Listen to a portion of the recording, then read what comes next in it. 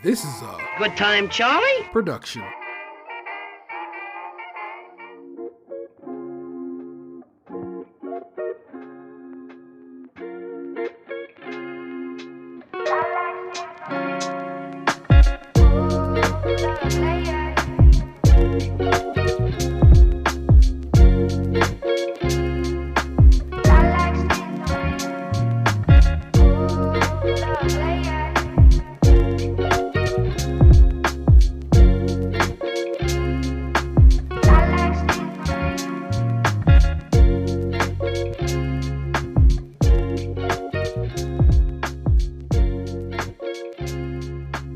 I still don't think we got something dialed in for this opening yet. But hey, it's so Chef. It's the Bear Recap Show. Yeah. It's me and Choff. We doing a damn thing out here. I don't like to say we're hosting it because that's not what's going on here. We are. This is definitely give and go. Yeah, So this is a collab. Yeah, for sure. Mm-hmm. I try not to say I'm hosting a bunch of shows. I'm like, I guess I'm kind of steering traffic, but most of the time I'm like, it take everybody on the show to make the show work. You Yeah, feel me? yeah. So, this week we are doing episodes 3 and 4 of FX/Hulu's The Bear. Oh, fuck! I forgot all about this, sir. I forgot to tell you just now before the show.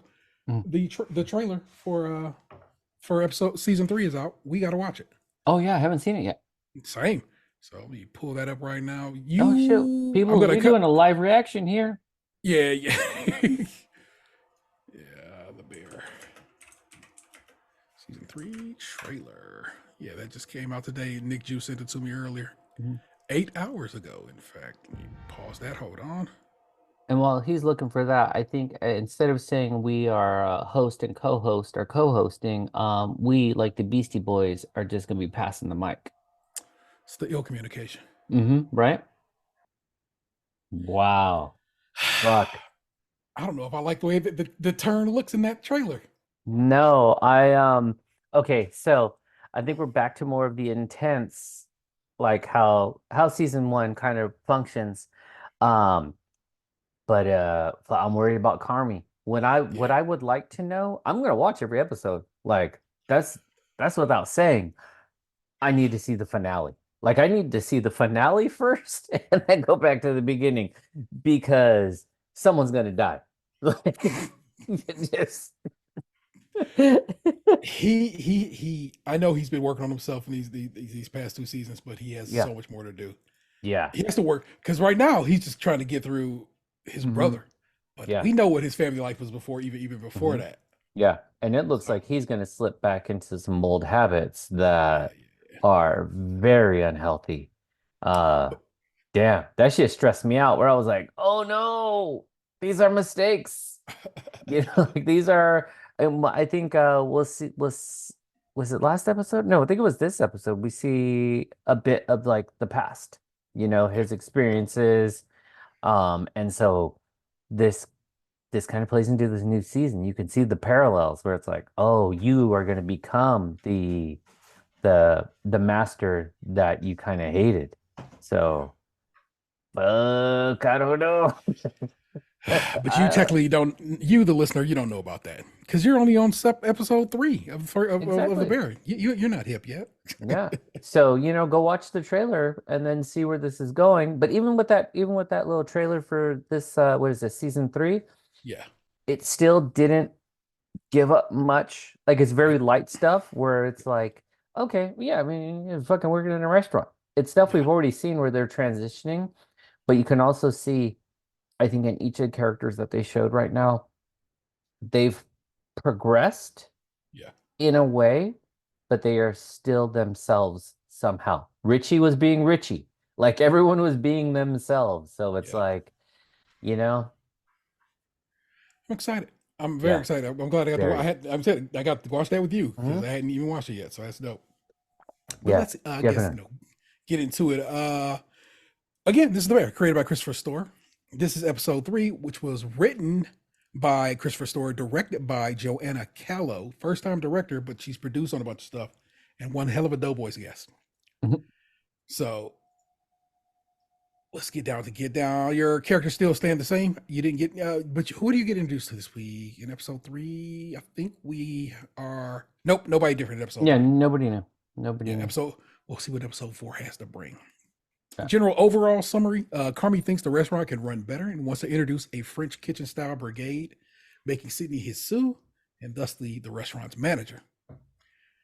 And let's see how we get through all of that. There's a lot, people. Yeah, because and I think the sort of with this sort of concept that he's introducing, and did you collect some details on what a French brigade style kitchen is? Oh, I got a whole little wall of it. We'll get to it. Don't worry. This is sort of one of those. This episode like had me stressed out in a different way. As someone who is a manager, this episode is an example of good idea, poor execution. If you don't have your people on board, it's not going to work. If you haven't like researched it and thought about like the ifs, ands, like how it could go wrong, how it could be great, who you need to move, who you need to adjust, and then also you throw it on someone else, like that's a fucking problem. Because it's like, if you don't sell this product to your team, then you can't sell this to people. Like it doesn't translate. So this fucking episode, right from the get-go, I was like, I'm stressed out. Like, I was like, oh no, like I don't want to see this shit. I live this shit like every day. But because it's just like, hey, we got a great idea. Let's do the thing. And there's a very light pitch. And you see, I think Sydney, and I think she said this in the last episode, like, or kind of alluded to it, like she wants to have a hand in like how the restaurant changes and shifts, but she doesn't want to be the lead. She doesn't want to be the cause for revolt or for sort of like direct or passive aggressive behaviors. And the you kind of see those elements where it's like just fucking listen to me, man. That's all I'm asking you to do. But for sure. Continue. Let's walk you through it. Opens up Carmi walking on the beach on the shores of Lake Michigan and just looking out at the beach. And it's kind of, okay, these are vibes. What's happening here? Yeah. And then you'll hear in the background, let it rip, buddy. Which, do we know that yet? Or is that the first time we heard that? That's the first time we heard it. So they haven't explained the sort of background behind that phrasing. And I don't think we find out till like way later. So that's a good pinpoint. I do really, one of my favorite things, like I mentioned in the last episode, is how the show opens. Like it doesn't typically open to the restaurant. And even if it does, it's always a little off. Yeah. Like this episode really sets the tone that Carmi is independent. Like in that, like he does what he does, but in his head. Yeah. Like we find him being reflective. We find him hearing this voice. And the symbolism in this is he is alone, surrounded by the city, surrounded by the environment. It's the lights, it's the cars, it's the structure. And when he's in the restaurant, what do we see? He's surrounded by the chaos, but he functions alone. Yeah. Yeah. God, I love the show. No, brilliant. You get a jump cut to an Al-Anon meeting where none other than Molly Ringwald, my forever crush. God, I love Molly Ringwald. I've loved Molly Ringwald since The Facts of Life. And you had to be on the first season of Facts of Life to know what I'm talking about. Let's take you back on that one. Has this beautiful monologue about how she learned in her marriage to an abusive alcoholic how to keep her side of the street clean, which of course will come back around, of course, for us in the beef. So then we jump cut to the beef. Richie is yelling his fool head off, just screaming, where's these orders at? Blah, blah. You know what I'm saying? So forth and so on.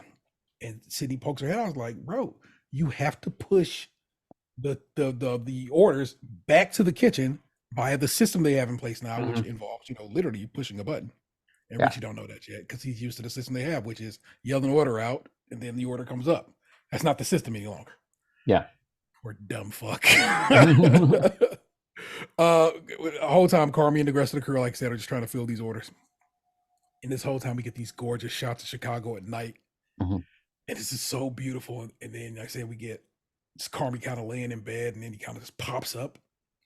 And he starts reading over the Al-Anon materials. And the camera zooms in and focuses on some of these passages. Three obstacles to success in Al-Anon. And then Carmen turns the page, the do's and don'ts. And I'm going to give you the do's and don'ts because they stayed on this a shot. And then, of course, I paused. Yeah, they held for a minute. Yeah. So the do's and don'ts of this Al-Anon, at least this group that Carmi's in, is forgive, forgive. Be honest with yourself. Be humble. Take it easy. Tension is harmful. Play. Find recreation and hobbies. Keep doing your best. Learn the facts about alcoholism. Attend Al-Anon meetings. Pray. Which is funny to me because then the first page that says, whatever, welcome to Al-Anon, says, nah, we ain't really doing no religion here. But then the second page tells them to pray. So which one is it? Is it no religion or praying? Where are we on this? But I get it. Well, I kind of get it. But then the don'ts is, don't be self-righteous. Don't dominate. Don't nag. Don't scold or complain. And don't lose your temper. What goes on in that kitchen currently? Yeah. All of these elements simultaneously by one and all the people. Just just really, really depends. I want to go back to Molly Ringwald real quick because as you go over these do's and don'ts, she has the conversation about like that the change is hard and that she had to keep her side of the street clean. And it was what I really appreciated about the sort of monologue that she was giving was that it was a non-traditional group counseling session we see in like media. Usually it's just like crying over loss, anger over the loss. Like it's very one-sided, whereas like this, it did sound harsh and cold, but where she was like, but it was realistic. When she said, I got to keep my side of the street clean, where it's like, you have to tell yourself like, but that's not because of me. Yeah. Like you had an addiction or it sounds very blamey because we've grown up on the I statements. Yeah. I feel, whereas this is like you. Yeah. You're the addict. You're the alcoholic. I didn't make you that. You were that. So she has this very honest conversation. And I find it really interesting because it's like you see Carmi pop up and read these pamphlets. Like it kind of like it hits him because you see him and he's also, again, he's in the distance. He's not a part of the circle. He's sitting off to the side, not engaging, just being a sort of passive listener and consuming this information. And again, processing it alone. We know he has sugar, and Sugar's been calling him. In the last episode, she's mad because she says, like, what the fuck? Like, you ain't calling me? When Pete picks up the phone and is like, oh yeah, let me get your sister real quick. Like, so, like, and because she's the one who put him on, like, you should probably go to this. But he still does it alone. And then when you get to that moment, like you said, now he snaps up, he's reading through, and he pops into the restroom, or the restaurant, not the restroom, early in the morning where they're like, the fuck are you doing here? And again, it's that sense of like, I think his intentions are there, but the contrast to Molly Ringwald is he doesn't have the self-actualization yet. Yes. He just has the sort of selfishness. And that's where it's like two sides of the same coin. Yeah. The sort of want and perspective is there, but it's like, what's the driving force behind it? What are the do's and the don'ts? And right now he's functioning in the don'ts where she was functioning in the do's. Yeah. And then we're gonna sort of see the results of like I mentioned earlier, when you don't do it the right way, it kind of fucks up. for sure. Cut back to the restaurant. And Marcus is surrounded by photos of Carmi's past work. Mm-hmm. Carmi's, written all these books and has been written up in all these magazines and so forth. And it's beautiful stills. Colorful. Oh God, yeah. Like just the food is art and the art is food. This show, it's gonna sound like I'm wilding, but I'm telling you right now, it's sumptuous in its visuals. Mm-hmm. It's just so good. And like I said, we talked about the guy who shoots it last week. He don't miss. Yeah. So that guy gonna be real famous one day, and I could be like, "Yo, remember when he was just shooting shit for the bear?" Yeah, remember when he just took a picture of a fucking donut? Yeah, for sure. Carmi explains one specific dish to him, to Marcus. It takes 12 people and 2 shifts to make this dish, and he goes through that explanation of this plum wine and plum sauce and thinly cut plums with the consistency of he says Haribo weird. Yeah. He says Haribo. Haribo. Yeah. Yeah. And I always thought it was Haribo. Yeah. But truly, I have no idea because it's actually a Germanic word. So I have no idea what the pronunciation would actually be. No, it was one of those things when I first heard him say it because he goes, the head chef or whatever wanted the consistency to be that of a Haribo gummy. Yeah. And I was like, am I wrong or are you wrong? Are you fucking with me? I don't know where to find the actual translation of this. This is like, is it Ubisoft? Is it Ubisoft? I don't know. We do know what it is because it's ubiquitous software. But see, you know why both works? Because it is Ubi quickie in French. So you can do ubi because ubiquitous in French is ubi. Okay. Ubiquitous in English is ubi. I learned today. We're gonna do Haribo pronunciation. Oh,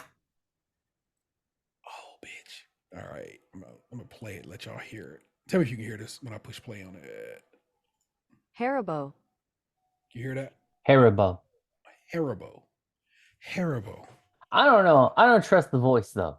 Sometimes they be saying shit weird on purpose.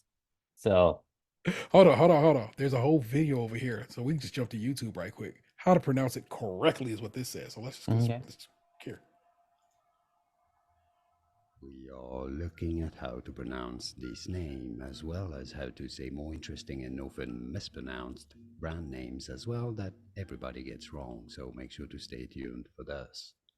So how do you pronounce this? Well, in English there are 2 different ways of pronouncing this. Okay. And there is also a German way of saying it, because you may not have known this, but this is originally a German brand. So which one is the closest to the original pronunciation? In British English, this is normally said as Haribo, an emphasis on that first syllable. In American English, this is usually said in the US as Haribo.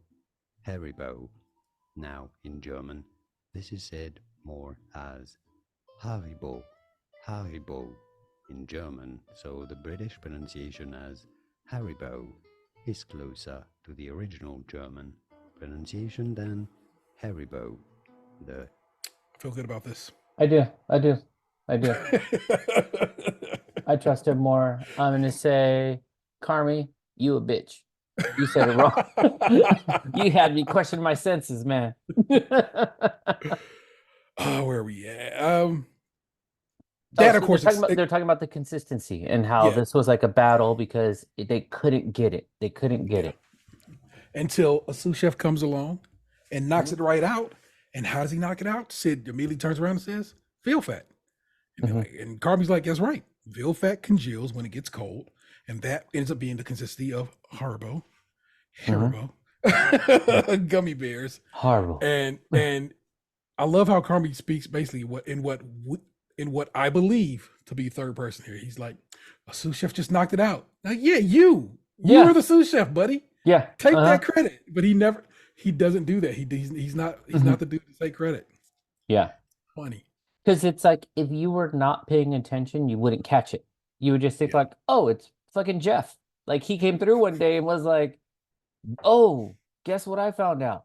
When the reality is like, no, the images, the write-ups, you're that dude. Like, except that you actually are that successful person who was able to figure this out. But I think it also gives him a sense of joy too when Sydney like says that, because then it's like, you've been studying, like, because she says it off the dome too. She was not like part of the conversation, as though she was just like passing through the room and was like, oh yeah, by the way, this. And so it's like, no, she really knows her shit. She really been paying attention. She really studied up. Yeah. That was a good moment. She studied her arts. Okay. So it will seem random. Remember it, okay? I'm going to ask you to remember this as a listener. Get a second look at this tin of tomatoes. And Carmi asks Ibra, "Hey man, what's going on with this? Why are we ordering these small ones when the large ones be cheaper by the ounce?" And he just like, "Hey man, your brother was on some shit. I'm sorry, man." Yeah. And they kind of just leave it at that. But that's just me giving you a little wink, wink, nudge, nudge. Okay. Yeah. I put in my notes. I was like, "This is where we see we get a little visit of Ghost from Christmas Past. These fucking cans of tomatoes, and it's like, oh, guess who's back?" And again, they highlight like, yeah, like why the fuck he buy these cans? He needs to buy those cans. So we're to believe that this is a fresh week in the office there, and Carmi Brink stayed in the office and basically was like, "Hey man, last week was a shit show." She's like, "Oh yeah, I'm aware." And he goes, "How about this is when he introduced the idea of a brigade style system," and Sid immediately declines, like, "No," because she knows better. But Carmi, of course, is not trying to hear that. And so our little small Italian beef sandwich shop is going to start being run like a French kitchen. Bruh. Yeah. You could already see it because you see the look on her, like when she did try push back, where she was like, no. Yeah. Like I don't know. Like it's an idea. A hierarchical shit show is what she says it's going to be. And he goes, "Well, what's the difference?" Yeah, so what is it now? She goes, "Just a shit show." And it's like, yeah, I'd rather us all be in the same level of a disaster than being like, oh, singled out. Fuck. Hey, you're the boss. You tell me. But I'm not going to just leave you hanging. Let's discuss Brigade de Cuisine. It's a system of hierarchy in restaurants developed by Auguste Escoffier, which they bring up later. The system gives specific people specific tasks in the kitchen. The top, CDC, chef de cuisine, followed by sous chef de cuisine, which are, basically general manager, floor manager. You know what I'm saying? If you want to put that in whatever. Then you got your saucier, to make person who makes sauce. The chef de partie is who specializes in a particular dish. The cuisinier, or cuisinier de partie. My French pronunciation will always lean Spanish. I took a bunch of Spanish. Sorry, y'all. Cuisine de partie, if you're nasty, also prepares a specific dish. The commis, or assistant cook. The apprenti, or apprentice, if you have a student in the kitchen. The plongeur, I'm not joking, plongeur is the dishwasher. It's funny as fuck to me, I'm sorry. The marmiton, who is in charge of pots and pans. The rôtissier is the person who manages a team of cooks that roast, broils, and deep fries dishes. The grilladine, who's your grill man, your guy on the grill. The friturier, that's the guy who's frying foods. The poissonnier is the guy who prepares fish and seafood. Your entremetier is your veg and eggs. The potager is your soup guy. The legumier, I would think beans, but as it turns out, that's the person who reports up to the entremetier, who's also working on veg. The garde manger is your salad and hors d'oeuvres. And we're going to stop at patissier because that list actually keeps going. Yeah. But I figure that we got the basis of what we need to know, because that's who we have in our kitchen. We have the dishwashers, we have the garde manger, we have the patissier. What about the creme patissier? we have the sous, we have the CDC. So these are the people we're fucking with. So now you see where I sort of see the complication just right off rip from this. Like, okay, so you detailed a variety of roles, very specific, very detailed. This requires an education. This requires more than just, like, it's very hard to put this structure over, and this is not a knock on the beef, but on a sandwich shop. Yeah. Like, they're not making sauces, and they're just making food from the heart. And so now you're trying to put structure on not soul food per se, but soul food. You know, like food that's like it's comfort. I've been eating, like we mentioned last episode, this is the place my grandpa took me because he used to take my dad too, and now we're like multi-generational. Like we've been and we always get the same sandwich. We always get the same thing. And it's consistent, it's comforting, it's nostalgia, it's home. And then you toss in, okay, we're gonna do this differently. So you're starting to see these glimpses of the need for a structure or the hunger to be an elite as Carmi was, whether he wants to play it down and not take it, for what it really is. There's a hunger in him to be the best. You're not just the best because you're fucking the best. Like, Yeah. it still takes some work, Jordan still had to practice shots. Like, don't get it twisted.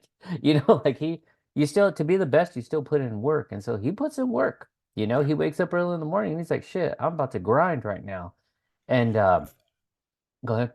I wonder, and I think, in fact, that he knows they're already doing these things. Mhm. They just didn't realize that they had titles to go along with them. Yeah. And remember, he said off rip, I call everybody chef as a sign of respect. Mhm. And I think he's trying to drag them along, kicking and screaming, mind you, Yeah. to his side of a respectful organization that is run that Mhm. way. You have a title that you've earned because guess what? You have been working with the meat this whole time, Ibra. As it turns out, Tina has been on vegetables this whole time. So she had been doing that role. You know what I'm saying? This whole time, Marcus has been the patissier. He just didn't know he was the patissier. Right. And that's where I go back to, but if you don't sell it, it doesn't work. So I totally agree with you because yes, they were already functioning in these fashions. Mhm. And so it would just be like, even if it's corny, hey, everybody in the room, listen, you guys might not know this, but I've seen some things, I've done some stuff. I'm really impressed with you all. Like the fact that you run like what's called a French brigade. Like, you guys know what that is? Okay, so let me tell you. Like, the person who does this, who does the sauces? Tina. Oh, that's typically me. Like, yeah, well, who's the patissier? Oh, that's me. Like you got to hook the people.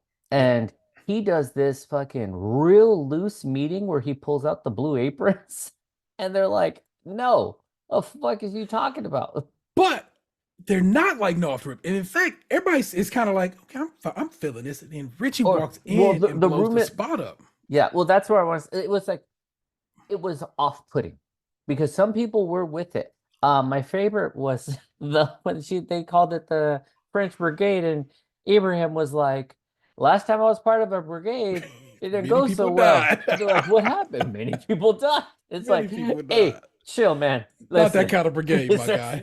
We're not doing no coups out here. There's no January 6th, baby. We're just fucking. We're about to just make some food.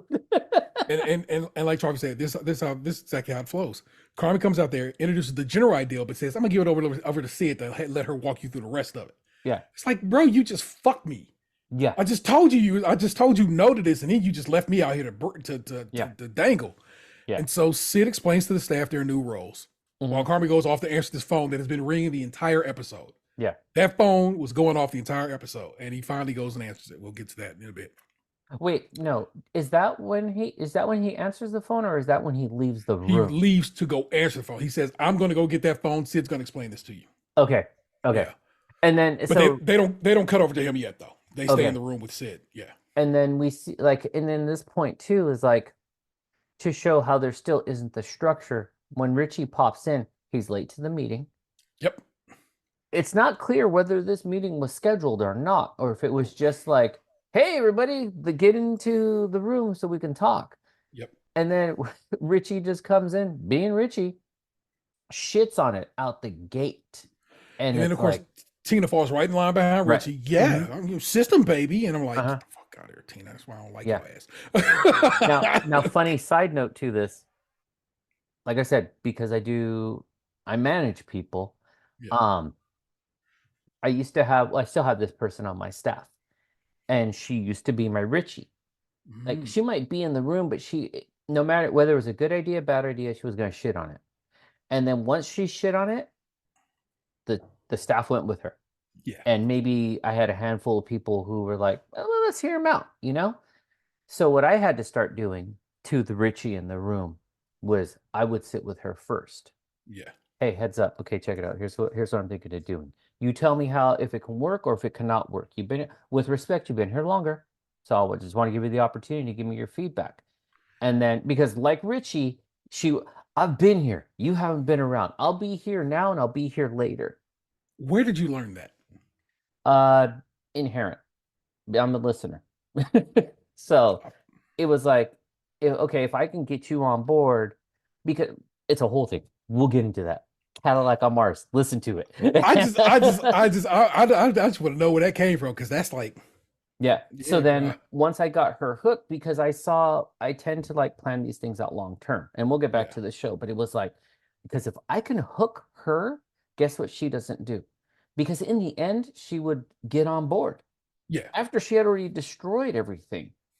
And so then if I can get her now where she could tell me no, and then 24 hours later, she'd be like, okay, so I sat on what you were talking about, and actually, you know what? It could work, but we need to bring this, and we need to get that, and we need to do this. And I'm like, I love it. I love it. I'm going to talk to the staff on Wednesday. You think you can help me out with this dialogue? Yes. Boom. Sold. Sold, sold, sold.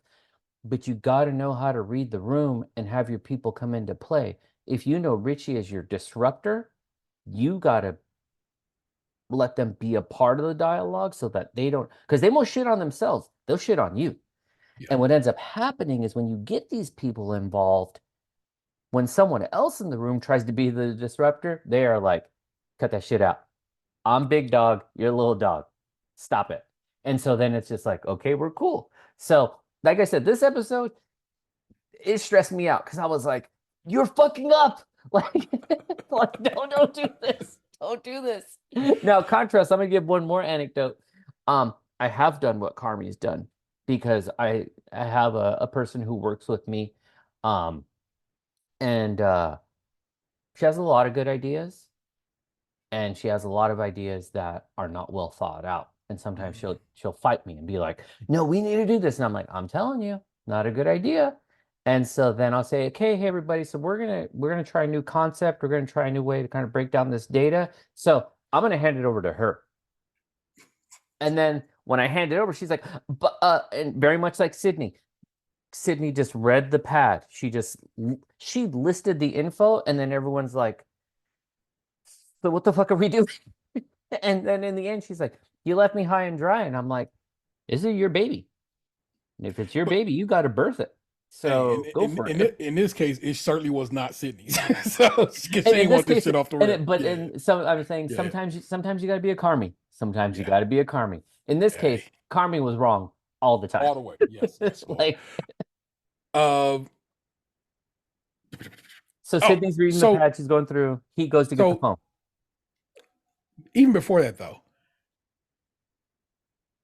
Carmi mentions that this is a method brought forth by Escoffier, who I just told you about. Mm-hmm. And Richie walks in and say, "Oh, Escoffier," and he like pulls out the apron. Is like, no. Mm-hmm. And literally, and I'm gonna jump down on. We go over member lines. I got your member line off the rip. In the background, the ball breaker machine says, "You've been cock blocked." Yes. Just as Richie says that, and I'm like, perfect. Like, this show's so good for no damn reason, bro. Sid breaks down the staff their new roles. Carmi goes off there and answers that phone.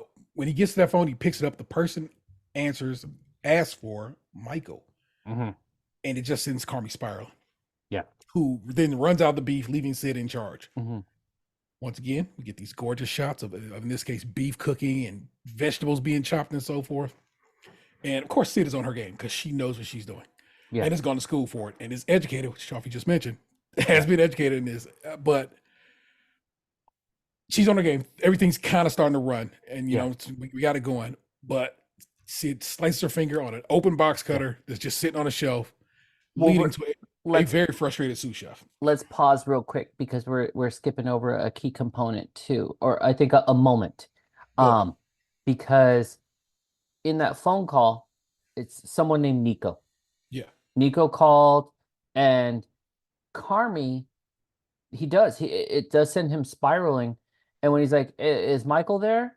He's like, nah, he's not here right now. So he doesn't like say, hey, like, I don't know if you heard, like He doesn't give the details. How do you do that though? I don't think I've ever had that happen. I don't know if I could be like, hey, my apologies. We lost Michael some months back. So on. I'm sorry you didn't know. I mean, I guess you could do that, but then you'd have to. You got to get there after being really shook up, and we found out a while later. So right, yeah, because then, and this is again where it's that relationship dance between Richie and Carmi. Richie comes in and is like, "So what's up with the call?" And he's like, "It kind of, nah, I don't know, someone fucking calling." You know, he's real light about it. And then Richie's like still asking. So there's, even though he's busting his balls, he's still caring about him, constantly like, checking in on what's good, you know, because you would have thought that Richie was going to still be fucking holding court in this meeting and just disrupting it, but he goes to see what's what, because he's like, hey, phone's ringing, what's good? Yeah. And Carmi goes, hey, as for Michael, but it felt like Michael was alive, you know, so it gives you that context of like, oh fuck yeah, he's still processing, you know, like it still took him back. Fucking Richie though, no thanks. He is both the best and the worst at the same goddamn time, I swear. Because instead of like, that's a moment to be like, yeah, you know what? Sometimes it's hard to process, and I'm sure you're still going through it. Like I'm going. That's a moment for compassion. Yeah, but we know that Richie ain't even done this yet. Right, he ain't done the work yet. And that's what I was about to say. Is like, but this is also an example of, as Kendrick says, I believe, we grieve different. We do, you know? And so for Richie, it's to cut up, it's to get loud. Whereas for Carmi, it's to fall inside of himself. And so they're just processing in different ways, but it really, really shows that they are affected by this loss. Yeah. And so then we see the contrast now. We have this sort of somber moment of, it kind of takes the breath out of the room a little bit, but then we're back into the chaos. Yeah. Bruh, it's so sad.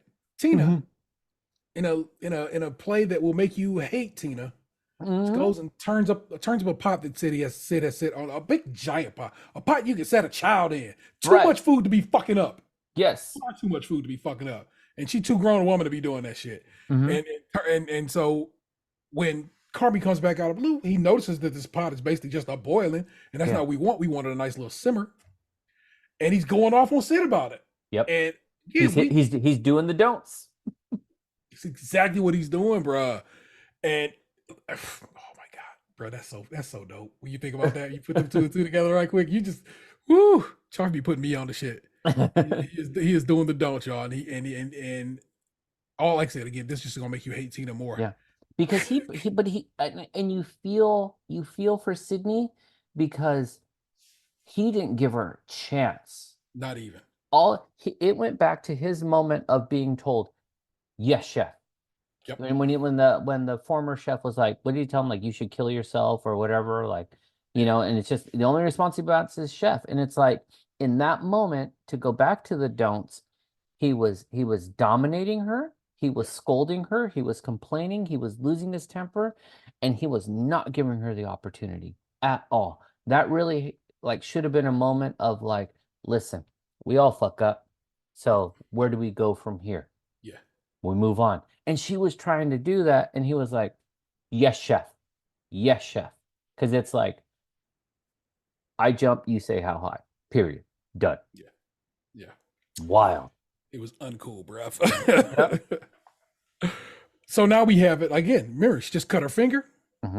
She got this pot that's done boiled over. Her boss yelling at her.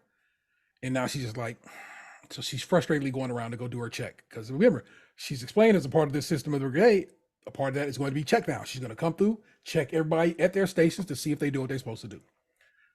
First stop, Ibra. Whatever he made was not hitting. She tasted it and was like, no. And Ibra like, you betray me. Yes. He really hits he does like overacting, but he is one of those people that's just like, yeah, but you know that guy. Yeah. You know what I mean?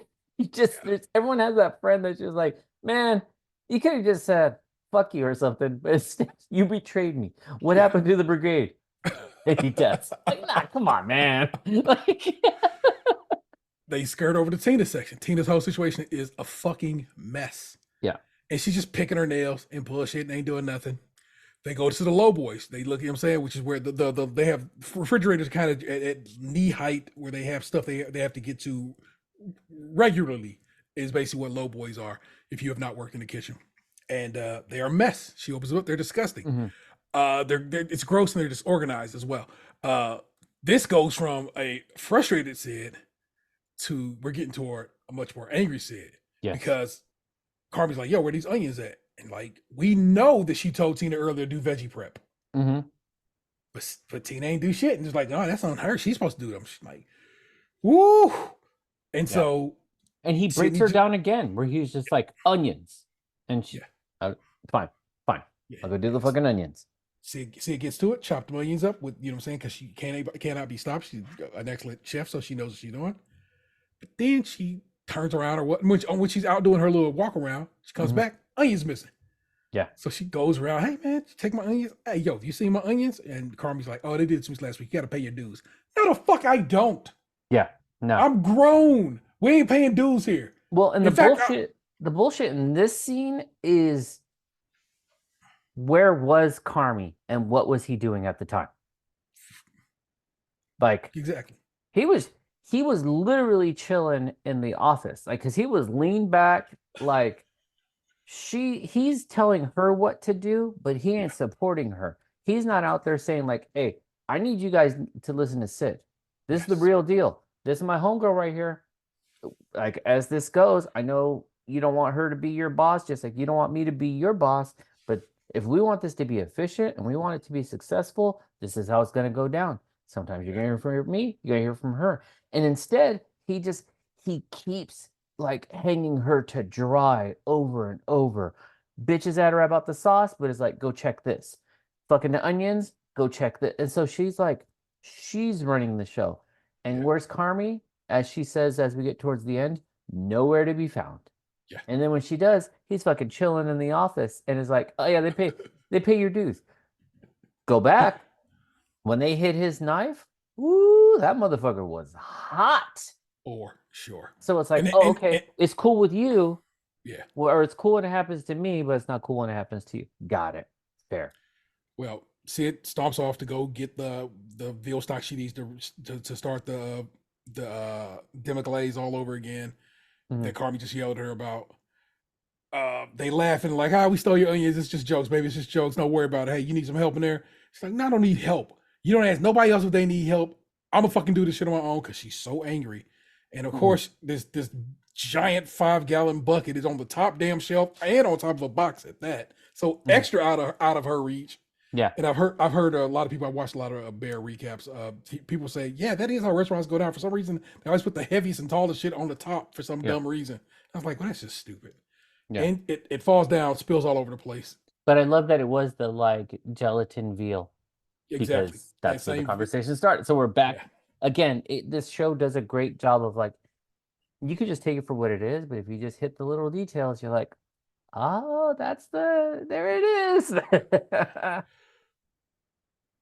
Any other show would have had Sydney scream, curse, whatever.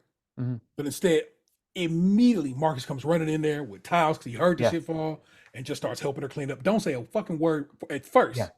And he looks in her eyes and says, just keep going. And it gives her everything she needs right there. Yeah. It's what Carmi should have been giving her that whole episode, but instead Marcus is who gives that to her. Yeah, and I loved that interaction so much because he was like, they had just had this like argumentative moment, and you can tell he's got a lot of compassion for her. Like he really is just like, whether it's a close friendship or some type of kinship or even a personal like romantic interest, there's something. But he also respects her. He does. And so even when she was like busting his ass about like, hey, don't hide my shit, whatever, or when she said like, hey, close the fucking box cutter, he reacted the way Carmi wanted her to react. Yes, chef. Yeah. Noted, chef. I'm on it. And when they had that moment in the walk-in and he was like, I'll help you. And she was like, no. And he walked away. When the fall happened and he looked in, it was pivotal because he looked at her like, fuck this bitch.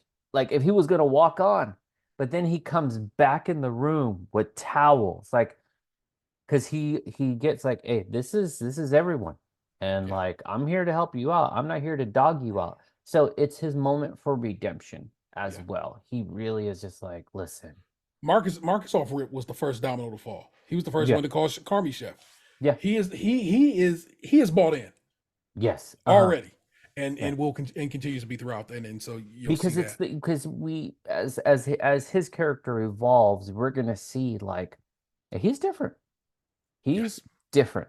He in a way that's like interesting. So I really just loved how that moment took place, because that was a moment of compassion that we like desperately needed throughout this episode. Yeah. All we saw was people dogging others out the whole time, and this time it's like, okay, because even down to is it this episode or the next episode with the mashed potatoes? Next. Okay, so I'll put a pin in that, but it kind of follows this same flow. But then the episode kind of wraps with Carmi and Sydney having that honest conversation outside.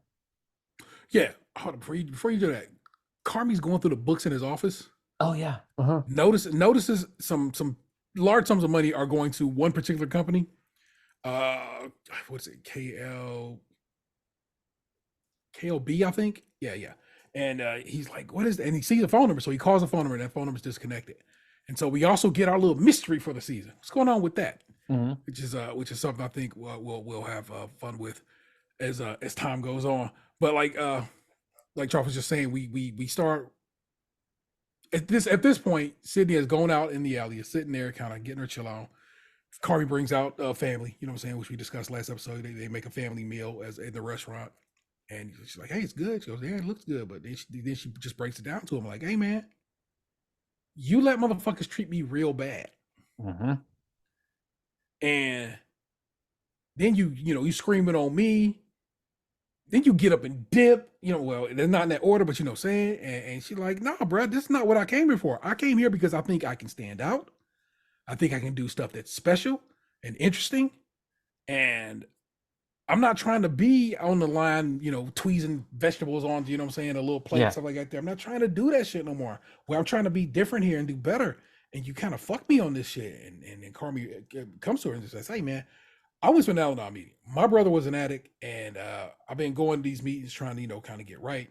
And in the coldest fucking deadpan face, where even as a viewer, it's like, I'll let you say her words, but you choke on it, because it's like, oh, he fucked up.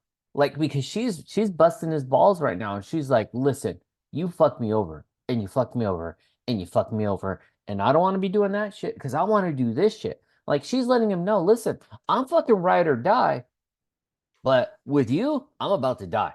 Like, there may not be ride. So when he says, I was at an Al-Anon meeting, what does she say? She says, Chef, that's a little too personal. And the look on his face, God, they're such good actors, Charles, man. I swear for a word. His face changes like, oh my God, I fucked up, but I've told her too much, and she's more of a professional in this, that, and third. Yeah. And she goes, I'm fucking with you, man. And then he's like, his face goes another way. It's like, it's so good, y'all. Yeah. Oh, and she got him in a way that, because it was such she was letting him have it. Here's my needs. Here's my thing. And so in his moment of vulnerability, because throughout this whole episode, has he told anybody anything? No. Like he runs out of that fucking room and he's like, I'll be back. You got this. And he fucking dips. So in his moment of fucking vulnerability of like, listen, I went to an Al-Anon meeting. And she says, and she took a wild risk. That was a wild fucking risk. She was just like, that's far too personal. That's a swing. That's a good swing. Fucking cold. Because that swing was a grand slam. Hell yeah, it was. And again, that their relationship changes immediately at that point. Yes. It becomes something different there, and I love it for it. Our music this episode was Heat No Heat by, once again, Serengeti and Kenny Segal, who has been throughout these first three episodes, their music has been a part of it. I feel like Christopher Storer knows these people. And in fact, I think I looked it up, and I think they may be his people. And so that song where Sydney's chopping vegetables and the beef is showing in the background, that's what that song is. We closed out with REM, Oh My Heart. A lovely song, and a lovely song that closed out a real good episode. Why is that music from last week still in it on this list? Let's delete that. That's not supposed to be there. Memorable lines this episode. I told you about in the background where the machine says, you've been cockblocked. Sydney also says, because they say, oh, like a hierarchy at the meeting. And she's like, no, more like a regular chillarchy. Yeah. This is so stupid. Because it just shows, she's like, listen, I'm not trying to do all that. Like, listen, let's make some sandwiches. Let's fucking have a good time, like, because she also already senses that, like, they're gunning for her. Tina don't like her. Abraham is like, listen, what happened? You already did me dirty. Like, she's just like, let me grow into this, So that chillarchy is great. In that same meeting, Sydney goes, when she's explaining her role, she goes, I'm the Sue, which means I follow orders, even if it leads to tension and chaos and resentment, and ultimately doesn't work. Yeah. Because she knows what it is. But this was my favorite Sydney bar in this episode. Yes. She walks out, she sees Sweeps. She says, okay, I'm gonna need bags and napkins all ready before service, plus Manny and Angel already helping you out with the paper cups and plates, but that's not really their duty. You feel me? Plus, love the wiping. Love that energy. Maybe we do that on the floors because they are so dirty. I almost broke my neck. And honestly, I think I'm going to pass out just looking at them. What's up? Yeah. and what does Sweep say? Yes, chef. Yes, chef. Yeah. Because again, already in. Like I said, because Tina tried to clown him earlier. You two look like you're in a fucking coat. And they both say, thank you. Because they went with the blue aprons. Yeah. And to show as well, like, this is an example of say it with your chest. Because when she talks to Tina, she does not say it with her chest. Correct. At all. She's always just like, hey, I'm not trying to be the bearer of bad news. Like, it's very like, don't shoot the messenger. People don't want to hear that shit. Because once you do that, you're letting me know I got power on you. So don't fucking talk to me. But in this, when she like, this is a read. This is a fucking read. And when she ends it with like, so what's up? Yeah. Like, but also that is specifically black folks talking to other black folk. Yeah. Mm-hmm. She knows it. She knows what she can say and how she can say it to get what she needs out of them. Yeah. I love it. Yeah. She's so good. It's also why she won a goddamn Emmy and many other awards, because that's how good she is. This is an example of, they could have also thrown in like, you good? The example of you good? You good? You good? Like, you could have got the inflections in there. It was levels. Right. It could have been a, you good? No, hold on. No. I don't want no drama here, But just two pieces as we kind of wrap up this episode, because you had this in the notes too. It closes as where it opened. It's Michael's birthday. Which we don't find out until he finally checks his phone. He sees his sister's called him multiple times and left a voicemail. Yeah. And we hear her say, hey, I'm just checking in. I know it's Michael's birthday. And the episode finishes out where it opened up, which is Carmi standing on the beach looking out because it's his brother's birthday. Yeah. His brother, who we know took his own life, and who he wanted to do this with. That's all he wanted in this life, was to work in that restaurant with his brother. Yeah. And here he is working in this restaurant, but his brother's gone. And this is where, like, as I've said throughout this sort of reflection of this episode, is he's in his head the whole time. He's falling within himself, but we get why. It's this weight. He's not communicating about his brother's loss. He finally does communicate once, and Sydney busts his balls, cracks at him. But like, he's traveling alone, but he's starting to make the steps. So you kind of get the feeling of like, okay, you know what? You may have been a real asshole in this episode, but I think I could let it slide because now I understand where your headspace was.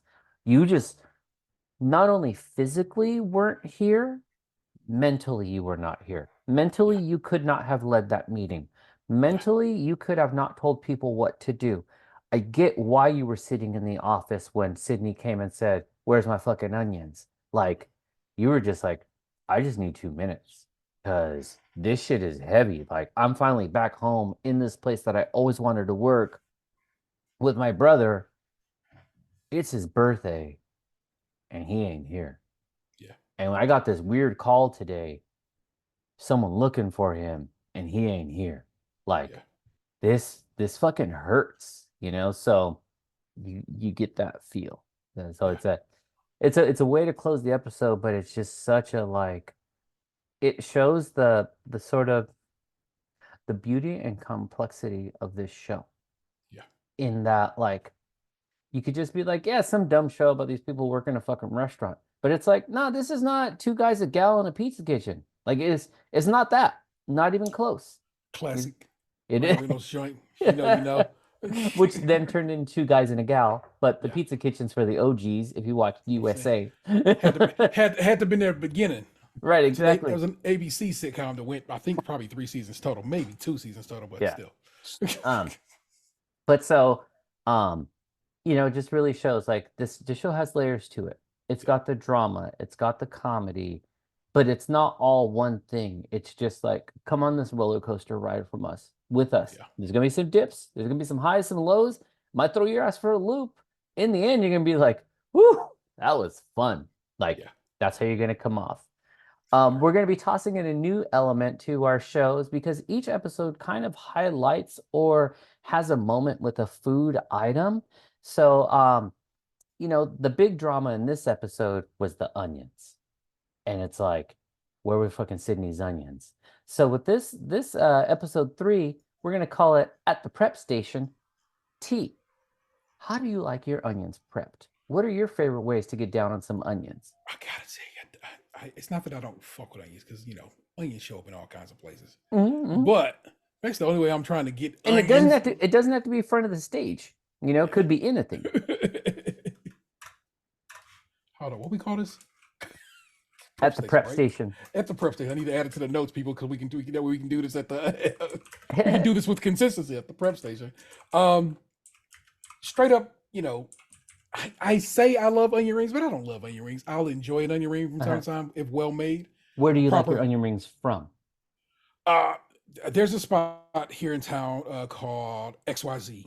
And they do a tempura battered vegetable little situation. You get some broccoli, some other vegetables too. But that tempura batter with that nice crack to it, little crunch. I get down with that. And that is a preparation of onions that I can enjoy. I have had, oddly enough, a good onion jam. There's this restaurant that no longer exists that served a goat cheese tart with the onion jam on the side. Okay. You mix them shits together. Yeah, it goes down. Because now you got like a sweet savory sort of thing. You got a little funk in there. Damn, like, I've never had it, but I get it. Bro, if you have not, the listener, as well, I assume you have as well at some point, ain't got down with goat cheese. It's so much better than it has any right to be. It's a softer cheese. It's just on this side of funky, but the good funk, you know what I'm saying, you want from the cheese. And so, I'm saying right now, like that, a good onion jam that was made at this restaurant that unfortunately is closed. I cannot think of the name of that restaurant. Good gracious, but it's closed, so that's kind of why I can't. No need and bother with it. It's not there. You can't go get it. So that is a preparation of onion I had that I was like, that's what's up. What about you, bro? For me, I'm gonna go with like the nostalgic one, but I'm also gonna go with the one for the culture. And when you have like the grilled green onions with a little bit of lemon and salt on them with a fucking carne asada like street taco, fucking bliss. And for me, that's always been a staple because whenever my family has done anything on the grill, shocker, I'm Mexican, so that's boom, bow, surprise. What? Now, a lot of people think I'm Armenian, but no, you're wrong. Oh, baby. it's LA. I get that. So, that was just, it was always a thing. You get a little crisp. They're soft. you know, whether it's eating them on the side with like the carne asada or eating them in a taco, like it just, fuck, it's a hand in hand. And like I said, it's got the nostalgia. Now, you can be mad at me, you can say what you say, but like I said, this is just more like, I don't know, there's just something about it. Them little fucking baby ass reconstituted onions that are on like a McDonald's burger. I love those little bitches. Like it's not a whole giant slice of onion. It's enough to just be like, I'm here. You know what I mean? Like, oh. it might hang around the back of your tooth after you done finish. Like, right. Oh, okay. And it's not too intense. It's just a little snack where you're like, oh, was that some meat? Nah, baby, that's onion. Like, oh, okay. All right. I knew he was here. And I remember if I titled these, no, baby, that's some onion would have been your title. I want you to know that. That's not how these work, but still. And so, like, it takes me back to like being a kid because I would always open the burger. I'm also a food dismantler. Like, I take my food apart and then rearrange it in the order in which I prefer. And so I would take apart the burger. I would eat the pickles because the pickles had the mayo or the ketchup and the mustard on it. We'll put a pin in ketchup for the next episode. And then eat the pickles. And then I would scrape out that little piece of onion because I was like, these little bits right here, they're just like, they're their own snack. So I love me those fucking little reconstituted onions, man. Like, that's how I do. I thought you was talking about the little French fried joints that go on top of your green bean casserole. I was like, okay. I said I was Mexican, not white. What the fuck is you talking about? Hey, man. I'm the guy who whips up green bean casserole every year now. Yeah. And trust. Worry not, sir. Now, no disrespect to those little fried onions, because when you get a good barbecue burger, yes, not with onion rings, with the little fried fucking haystack style. Jones. Yeah. That's a hit right there because it's consistent crunch. You don't take a bite of the onion ring, and then like all of a sudden your fucking onion slides out. You know? We throwing onion rings in the garbage. It's them fried onions on. It's called the piggy bird. Although I get the vegan piggy bird because I don't eat swine from this pizza spot up here, Ohio Paco, because it has those onions on it. So barbecue sauce, chicken, or vegan pork in this situation, fried onions and cheese, and it goes so hard. Right. And that's my preparation that I go up with. Yeah, I'm with that. So we're going to be continuing with At the Prep Station. You'll hear it in the next segment as well as we highlight another food item that comes off in episode 4. Let's get to it. Episode 4, Dogs, directed by Christopher Storer, written by Sofya Levitsky-Weitz, who has done some writing on a couple of shorts and a couple of TV miniseries. But this is the first one she got hold. She got the episode to herself. I actually had the writing described to me. I don't know if you know how. Well, you might. You've been in LA, so you be knowing the things. But TV writing is a collective thing at first. But the guy who gets the writing credit is the person who had to put everybody's collective work together into one singular piece. And so this is her first full ass writing credit, which is, I think, is dope. My man Carl Tart put me onto that when he was on Skim last year. I was like, oh hell yeah! He explained the whole writing process to me, something I didn't know. And our characters this week is everybody you met, you know already, but in addition to that, you get to meet Chester, who was Marcus's roommate. And we'll talk more about him when we get to that part. And we get to learn a little more about Uncle Jimmy.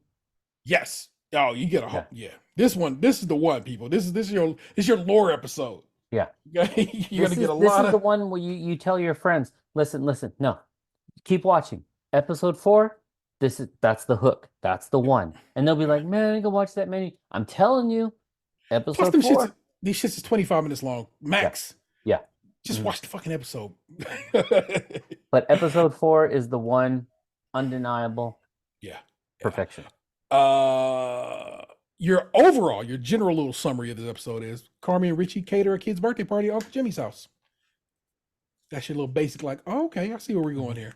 Now, if you don't recall, they owe Uncle Jimmy over 300 racks. Yeah, over 300. So a thread we're going to start to see, which this is sort of like the beginning of it, is them working down the debt. Yes. Yes. So they're not getting paid for this catering event.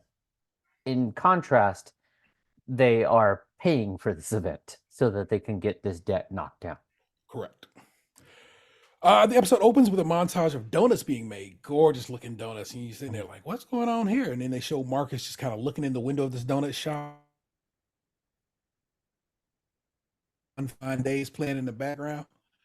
And as we go along, we find out that Marcus has a goal, and that will be to whip up a limited edition donut for the beef. But we'll get more into that when we get to that scene. We cut right back to the beef, and Richie is attempting to fit a t-shirt over an inflatable donut. I don't know why he thought that was going to work. Nothing about that is going to work via physics, but sure thing, Richie. Now, this inflatable hot dog, just to even, it appears that Richie is a tall man, easily 6 foot, in my opinion. Yeah. The hot dog is probably a foot taller than him. And they're trying to put a t-shirt on this hot dog. Now, as we don't they him. That is just Richie. That is just true. This is just Richie. And they're trying to fit all the equipment that they're taking to cater, plus a fully inflated hot dog that is probably 6.5 feet tall, into what looks to be like a Subaru hatchback. So it's just not gonna work. It's just not. But before we dig deeper, because I like to really study the opening. As we mentioned in episode 3, the food is art, and the art is food. Like, it's beautiful. Like, these donuts, they are masterpieces. Like, don't get me wrong, I love a good Yum Yums donut, and that's your straight up. It's just off the shelf. It's nothing big. It's nothing crazy.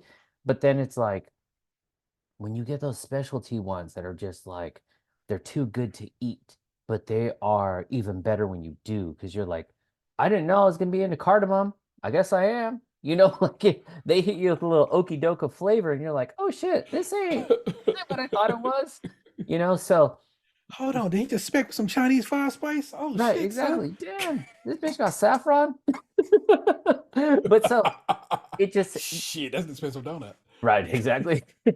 But the way it's that Marcus isn't sort of longing to eat a donut, as he is studying these donuts. He is looking at, like, it's the perspective of things. It's not, oh shit, I want to eat that. It's okay, I see how this is arranged. Just like he's studying Carmi's pictures, he's studying these things. He does share a story about his relationship with donuts, but he's looking at them like he's plotting. He's the patissier, and he's gonna pat that shit up. So last episode we kind of skipped over it because it was just small and unnecessary. Marcus was the person to suggest they source their bread, and instead of baking it in house, and therefore he could be baking other things in house. Yeah. And this like I said, this is him knowing. This is continue that line with him knowing what it is. So back to loading up the car. Yeah. So so stupid. They're fighting over this donut, and then like they just start wrestling back and forth between the donut, like you're saying, and then like of course so dumb. Richie falls to the donut, that bitch pops, and it just starts whistling out, and he's like, he gets up, he sighs, and then he's like, I'm gonna go. Oh, did I write it down? I might have wrote it down in my memory. Let me go. I'm gonna go down to the basement and get the backup or the spare. Get the spare. But wait. You know what I did skip over, and this one we do have to kind of go over it, and that is, of course, he's like, you have no idea the amount of administrative correspondence I'm supposed to be doing in there today. It's fucking bonkers. You like to shit on my system, but I run a tight ship, and I get back to my cohorts and my associates in a timely fashion. And then Carmi immediately responds, well, do me a favor. Name me a cohort. give me an associate. It's so fucking stupid. It's stupid in the best way, y'all. It's so good. Really, he used the biggest of words. And if you really think about it too, it's like, yeah, but these are his cohorts. And he does lead them. He does guide them. Like, he should be the second, not Sydney. Jesus. in this current system. you know what? He is actually where he's supposed to be, and that's Yeah. front of house. Because as we know, he just works good with folk, man. He just No, good. he does. He does. But It's like episode 1 when you fucking pull the listen, you cucks. he QAnon incel 4chan. It's too good, y'all. Y'all don't know what I say. That one should always be revisited just because of that. That's another one that'll get somebody into the show if they're not into it. Like, hold on, watch what he say here. Richie has a presence that is just like, it's one of those things like you got it or you don't. And he does have it. So it's like, that's really, really big. But yeah, just that whole little thing he spit out is like, if I heard someone say it, my response would be like, you are so dumb. And that's pretty much Carmi's like looking like, okay, well, go ahead. Name me some cohorts. Name me some associates. And he didn't name one associates. Like, I don't know who he named. Like, let's say Jimmy. No, it wasn't Jimmy because that's their uncle. But he names a guy and he's like, sir. Yeah. On, bro. Stop it. It's like, just fucking let's go. We then cut to this gorgeous cake that we're going to come back around to. But just keep thinking on when I tell you that this chocolate cake, Chicago style chocolate cake. And if you've been to Chicago, you know. And Marcus is, trying his hand at whipping up this cake, which he had discussed in the last episode. So this is just a continuation of that. He takes that cake to Chef Sid, who he says, "Hey, Chef, you got time? Can you try this?" And she says, "Sure." She tries it and is like really impressed by it. And Marcus is so pumped that he is impressed, Chef Sydney of all people, with his baking. Yeah, and it's all love. And again, like I said, we got a little kitchen that's kind of maybe starting to do a little sing, a little hum, and then she walk over to Tina. Yep. And just say, "Hey, Tina, what's up with these potatoes?" You know what I'm saying? And she goes, "I don't answer you. I answer to the system, Jeff." And she's like, "Well, Jeff ain't here right now, and today I'm the one. She's gonna be talking to me." And she wants her to, she's supposed to be making these potatoes. She's supposed to be making them on a salt bed because that's the way they're supposed to be prepared. In her role as we just discussed, entremetier. And her response to Sid is, "Fuck off." Mm-hmm. Of course, reinforcing our already imbued hate of Tina. Because it's like, all Sid doing is like, "Come on, baby." Yeah. Sid tries to talk to her. And she's like, "Back the fuck off. I've been in this kitchen since before you was born." And it's just like, fine, bitch. Fine. Yeah. And there's no win in that dialogue at this point. Like, someone has to walk away, because then it's just going to turn into a tit for tat when it really is just like, okay, you know what? I'm gonna let you have this moment. I'll be back later. So I think Sydney does the right thing of she just fucking walks away. I want to go back to Marcus real quick too, because I don't know if it was this episode or when he pitched it in the last episode, but to show how into it Marcus is, I believe he even says, "Let me make this cake and sell it for $6 a slice." Yep. So Sid says $5. He says $6 with ice cream. Yeah. So he's putting in the work and he's doing the math. It's not like, I want to make some cakes. He's like, no, I want to make an experience. I want to sell this shit. I want people to enjoy it, So he's got it dialed in, because he's like, "Oh no, you don't just buy the cake. You get the cake and the ice cream. They got to go together." So he's really, really thinking this through. As someone who's not a huge cake person, this cake looked mad delicious, where I'm like, "Oh, I want to eat some cake." Did you try a slice when you were in Chicago? Which we have shared some TikToks of foods from the Bear. We may need to culminate at some point where we then visit these places, just for research. Apparently, as a part of a lot of these Italian beef spots, they make a chocolate cake. And the chocolate cake I had was, of course, from Portillo's. They sell about a slice, but they also will put a whole slice in a shake. It's called a cake shake. Yeah, you see, we have a Portillo's out here. Yeah. Oh yeah, then you know what I'm saying. I think it's kind of like, what's it like down like by Disney World though, right? That's a good of a drive, ain't it? Bro, Disney World, that's Florida, man. No, Disneyland. I'm sorry. Good, forgive me. And it's actually, but yes. Okay. I know it's not just like there. So Yeah, I know yeah, you yeah. got to do a little rolling. Yeah. See, man, I know. But Trying no, to but the clown me. cake shake is delicious. And it is like a whole fucking slice of cake. So it's Yeah. when they call it a cake shake, it's what you're getting.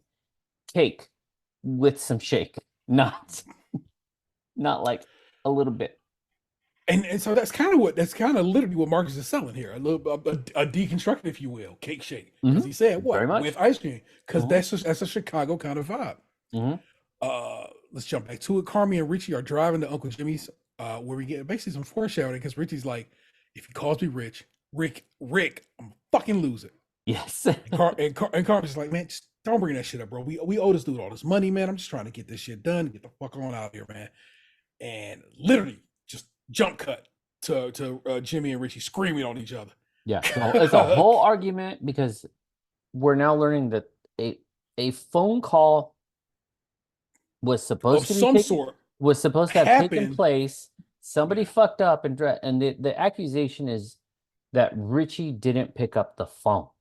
And Richie's like, nah, like that didn't happen. And it's an intense dialogue, and Carmi's just standing there like holding materials. And Carmi just basically goes, so you want me to take this out back? Oh yeah, take it around the side. All right. Yeah. Nothing. And Cicero, what does Cicero hit Richie with? Rick. Fucking Rick. And he's like, I hate when you call me that. And then he goes, I hate when you don't answer the phone. Yes. I'm like, oh my God. We don't know the full brunt of this argument. We just know an argument has existed between these men. And it's existed for a while. Like it's been going on. But the thing is that we don't know if this while has been for like 2 weeks or 2 years. It's just been going for a while. Yeah. So we cut to the back. Carmi's just back there setting up shop. And this old man walks by and says, Carmi? He goes, hey, Mr. Zersky. And I want you to know how Zersky is spelled, because I wrote this down. Just so I was like, y'all wild. I had to write down a phonetic pronunciation for myself. It's spelled Zorski, Polish AF, y'all. Damn. But it's pronounced Zersky. So he just says, hey, Mr. Zersky. He goes, I thought you killed yourself. Yeah. It's so fucked up. Like, how do you? I thought you killed yourself. Like, for real. What are you supposed to say? Bruh. Well, Carmi does what he does. No, sir. No, sir. That was my brother. And the dude just humps his shoulders and keeps the motherfucking moving. Yeah, because he doesn't even go like, oh, I'm so sorry. Facts. Just not a damn is given. He is just like, it's as if he had called him the wrong name. Like if he was like, hey, Max, and he's like, no, it's Carmi. Yeah, whatever. You know what I mean? It was so dismissive. But it's like, you literally said, I thought you killed yourself. It's not the same as, oh shit, I thought you had a cold. Nah, man, I got over it. Cool. Like, I thought you no longer existed on this plane. This is fucking me up seeing you here. Am I high? I guess a lot going on. He's like, I'm old, so maybe I'm tripping. Shit, am I dead right now? What is going on? It's a lot going on through dude's head right there, man. Because when he delivers it too, he's not being light about like, he's not trying to crack a joke. Like he's for real. Like, did I die? Why are you here? You're dead. Am I dead? Are you dead? Who's dead? Like, you know what I mean? Like, it was some real who's on first type of vibes. Like, it's so dumb, y'all, but dumb in the best way. Yeah, and then you feel shitty for laughing because it's like it's so funny, but you're just like, it's super fucked up when you think on it. Yeah, it's very. It's too funny to be laughing at. It's real shitty. Facts. Richie slides out back, and again, we all know that Carmi is in Al-Anon because his brother was an addict, and Richie just put out the bottle of pills and is popping a Zan. Yeah. Like, yeah, it's for, what does he say it was for? I don't remember. But it was like for depression and anxiety, but he called anxiety or some shit. Yeah. And I didn't write that one down like a dumbass, but I'm just like, motherfucker, you know this man's brother took his life and was an addict. What is you doing? Well, and then he's taking a bite of one. He takes the bite. Yeah, talking about do you want half? You want split it? My man, what? And also, is that what? This is what hot in the streets. We're just freely like just popping pills at kids' parties. Like, Oh my God, bro. That's where I know it's the neighbors doing that because we don't do that. Yeah, yeah. That's not us. They ain't like us. They not like us, bro. No. No. Oh my God. That's a Carmi's like, different vibe. hey man, where the ketchup at? He goes, ketchup? Why would I have ketchup? It's because kids like ketchup, bro. No, what'd he say? What kind of asshole puts ketchup on a hot dog or something? A child. And then Richie's response, a child asshole. I'm like, oh my God. Yeah. Which is also hilarious when you think about it. That itself is a bar. Oh no, hold on. Before that, maybe he goes, I want to get this one up to him. You know he's not even Italian, right? 100% Polish. Fucking insulting. And Carby's like, you know you're not Italian, right? He's like, more Italian than that motherfucker. It's like, it's so stupid. Well, as they're like going through this, and it's also the non-PC-ness, but also the like hyper aggressiveness that Richie has too, because he said it before. What was the fucking when they're having the meeting, the guy who came up with the French Brigade? Oh, a Scoffy gang? Yeah, a Scoffy gang. It's like it's so like junior high-ish. It's the sophomoric humor. And then when he's like, what's up with this gay ass fruit? It's like, bro, it's just fruit. Like it's a kid's party. There might be fruit, man. Why are you mad at the fruit? Where did the fruit do? But he said child asshole, and Carmi responds, you're a child asshole. And then of course he asks him about so at this point Carmi turns tail to go like, I'm gonna go look in the house for some ketchup. Yeah. And then as he's getting to the door, he's like, hey cuz, what's up with all this gay ass fruit? It's like homemade ecto cooler, man. Yeah. And then Richie's like, oh shit, that's actually pretty dope. Yeah. Rest in peace, Harold. And I'm like, yeah, R.I.P. Harold Ramis. That's real dope. It's just how do you hate and love Richie so much? You know, like in the breath of maybe 10 seconds, you're over here slurring and paying nostalgic respects. I'm like, you got me fucked up, Richie.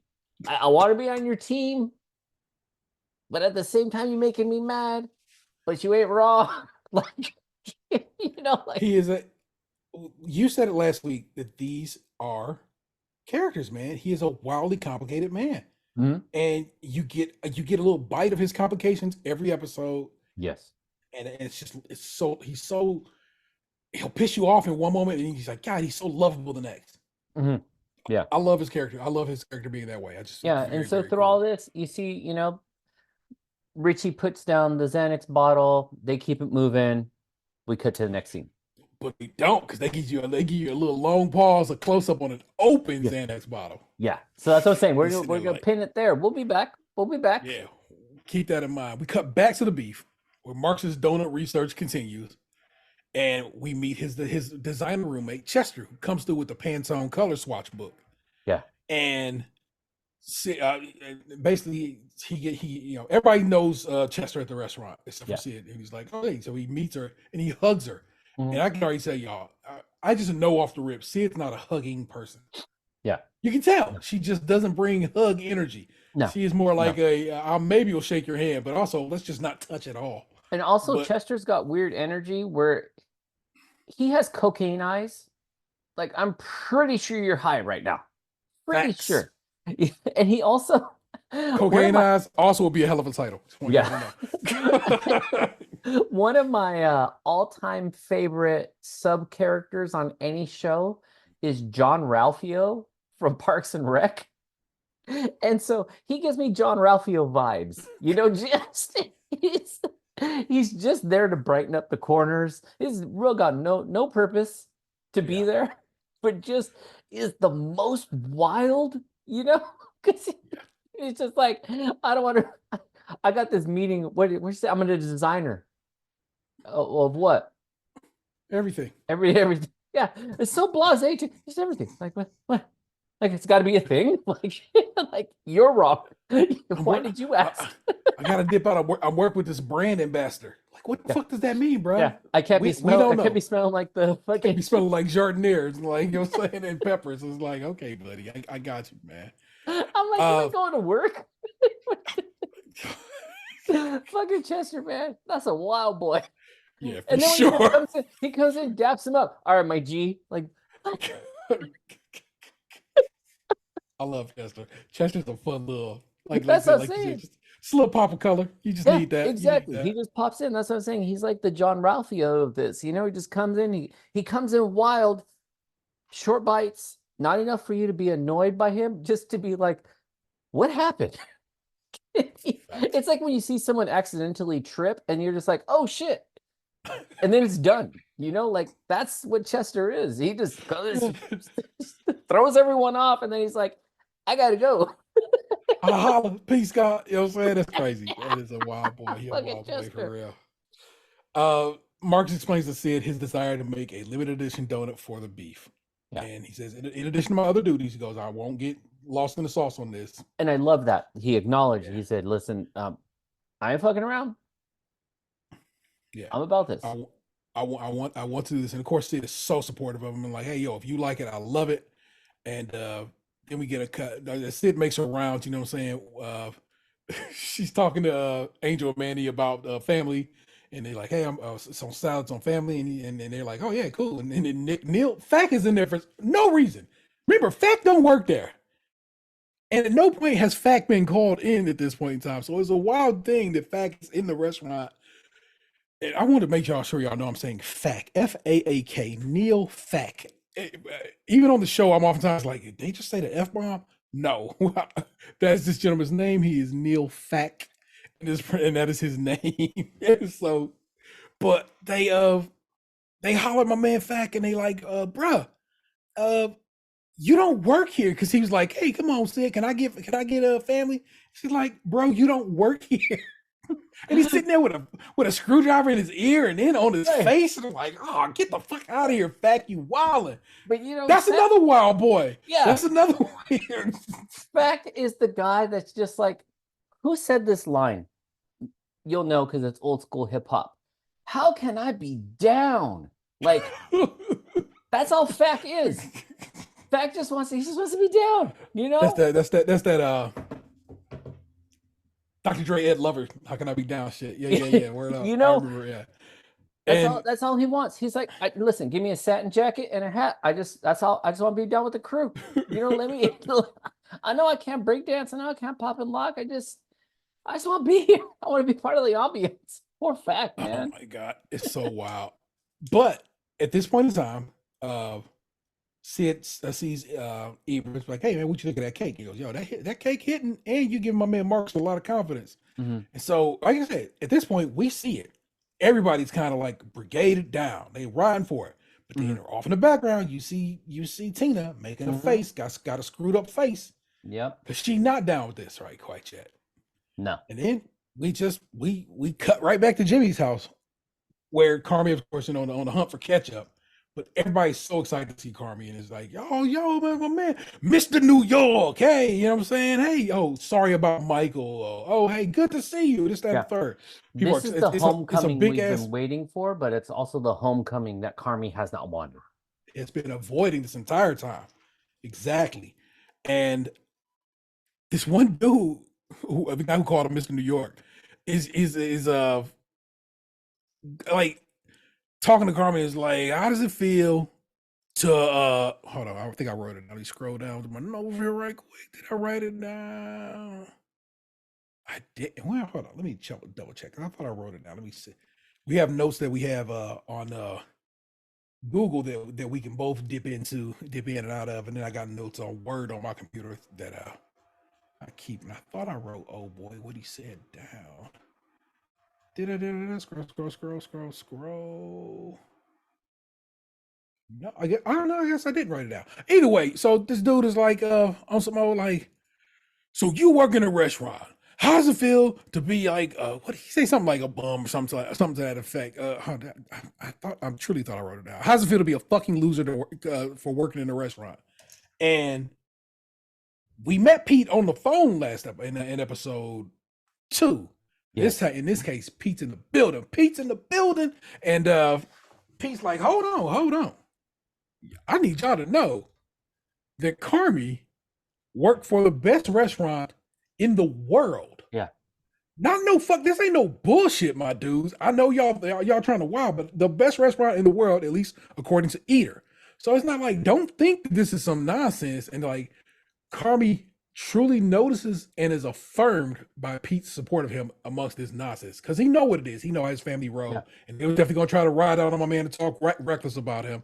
But Pete is right there as family, as his brother-in-law is like, nah, man, it's my dude, and he's amazing, and you better respect it. Pete didn't come with claims. He came with facts. He came with evidence. And where he was like, no, I paid attention. Where he was like, here. Like when they say receipts, Pete was like, and here's my book. 1, 2, 3, 4, 5. On this date, this date. Like he came through for Carmi because they were kind of shitting on him. You know, and sometimes that is a cultural thing where it's like, you come back and look at Mr. Big Shot, look at Mr. Somebody, Mr. So and So. You know, what's that? You went to college and now you feel. You know what I mean? It's that vibe. But Pete was just like, no. Put some respect. Put some respect. This dude is the real deal. He's not flipping burgers. No shade on flipping burgers because burgers are mad delicious. But just you know, it's like. This dude's the real deal. Like you ain't gonna just call him my brother a fucking loser.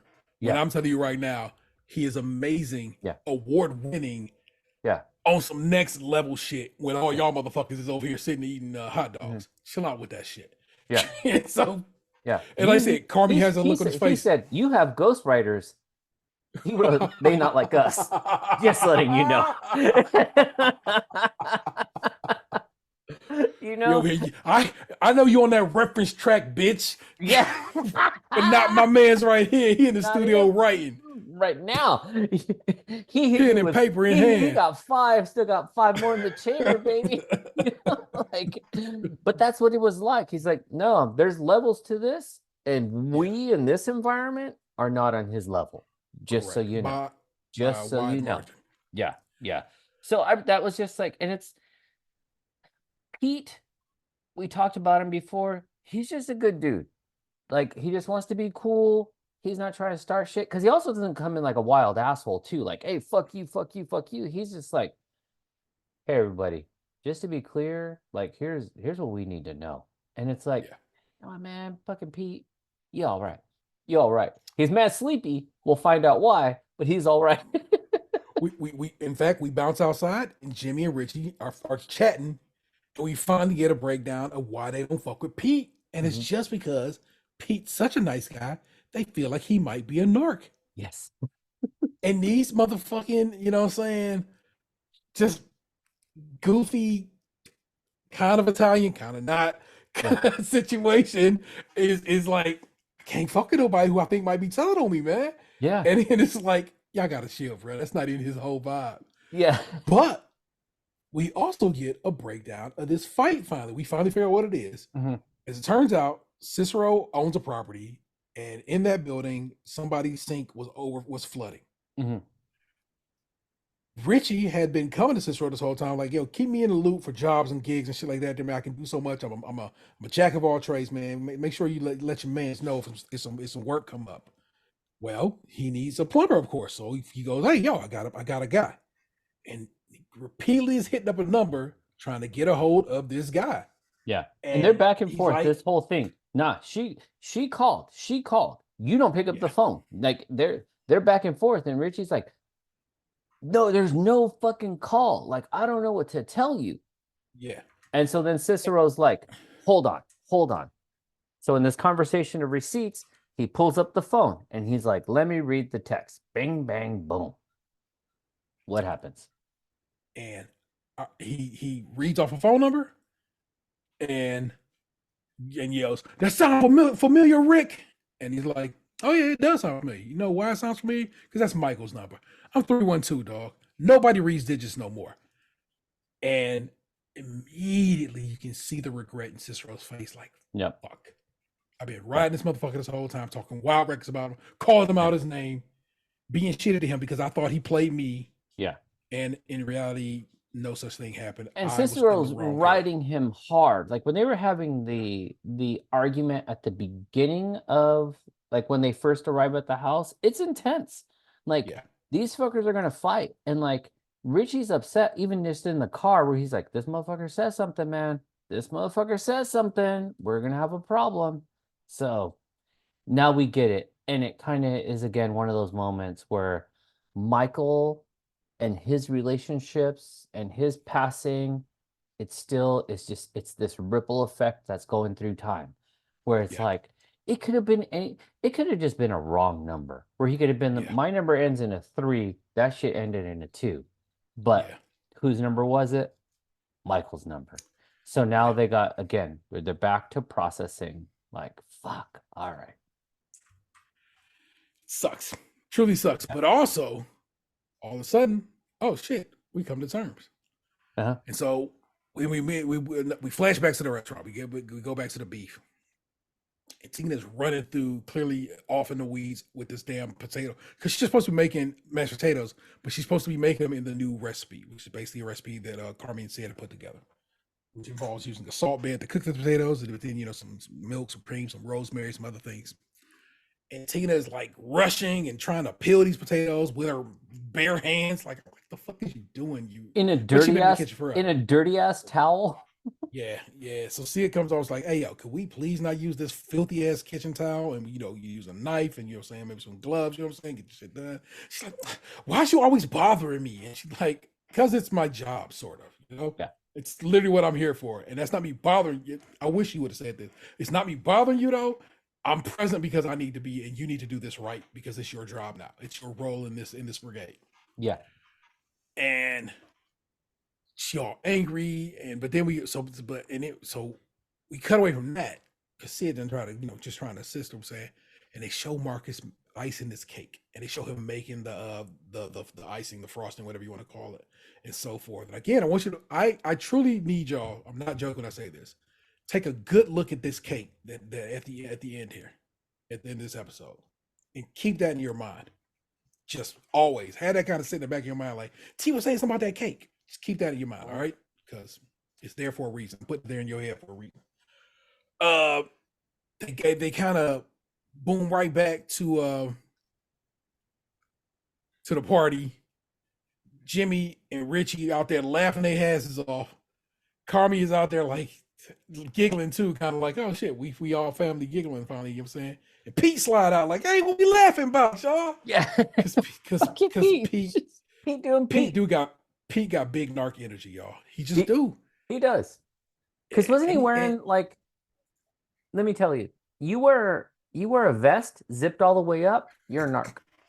Just it just seemed like you might be mic'd up. Right, seriously. Why ain't you got sleeves? I don't know. So Jimmy immediately just like, okay, I'm gonna step off. Mm-hmm. But so they wrap in and he goes, hey, what's this? What is this? Homemade Echo Cooler. Oh, no way. So Pete tries the homemade Echo Cooler, like, yo, this tastes so like just like the original, man. It's crazy. Yeah. And he goes, man, that's weird. Camera pans around. The party, you might have noticed, and you might not have, has suddenly gotten real quiet. Yeah. And if you've ever been around a kid's party, they don't get quiet. They get injuries, but they don't get quiet.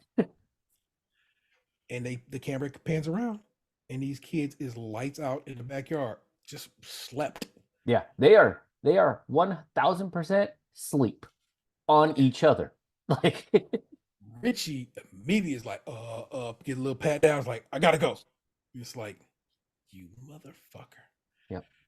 And Pete ciphers with Carmen's like, hey man, I want you to know, I fuck with you the long and short way. I kept up with all the shit you was doing out there. Mm-hmm. And Carmi again trying to be, humble. It's like, nah, man, come on, no need for that, Pete. Like, no, man, I need you to know, bro. I know how hard it was to leave home, to go out there and put this work in, and so forth. And I was super proud of you, bro. And I want you to know, Nat was super proud of you too, bro. And he goes, Carmi's like, oh, she didn't really have to work today. And he goes, nah, she mad at you. He goes, I do over a phone call. He goes, you owe about 50 phone calls. Yeah. And he tells him, hey, bro, it's affected her too. Because I don't think Carmi, I know, in fact, that Carmi has not had the realization that it's not just his brother that died. It's their brother that died. Yeah, it's their brother. Yeah. And he was important to not just him.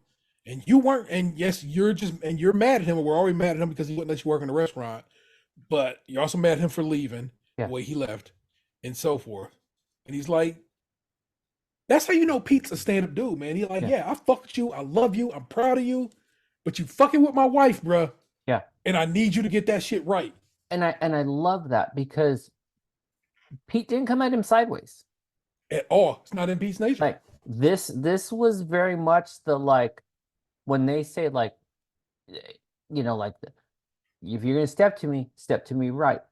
And he did. And he just told him like, listen, here's the facts.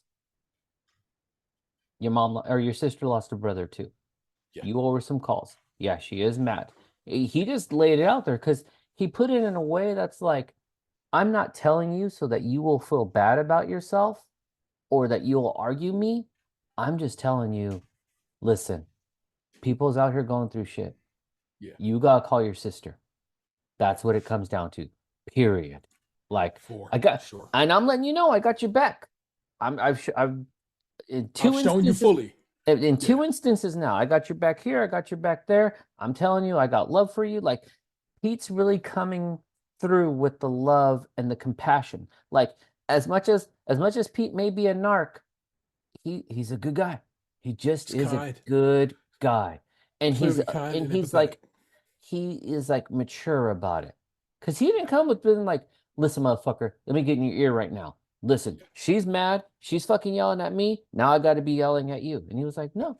You know, he just told him. And you see Carmi, he didn't say shit. He's just like, yep. Because he can't. He got him. Yeah. He got him right there. And he didn't give him the opportunity. Pete did not disrespect him. And with that, Carmi was like, all right, fine, you know? But poor Pete, he's getting real shweebies.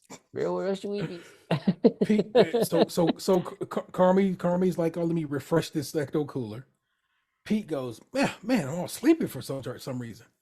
And Carmi reaches into that damn pitcher and is like, it's a whole damn empty bottle of Xanax in this bitch. Yes. Fuck. And he realizes what has happened.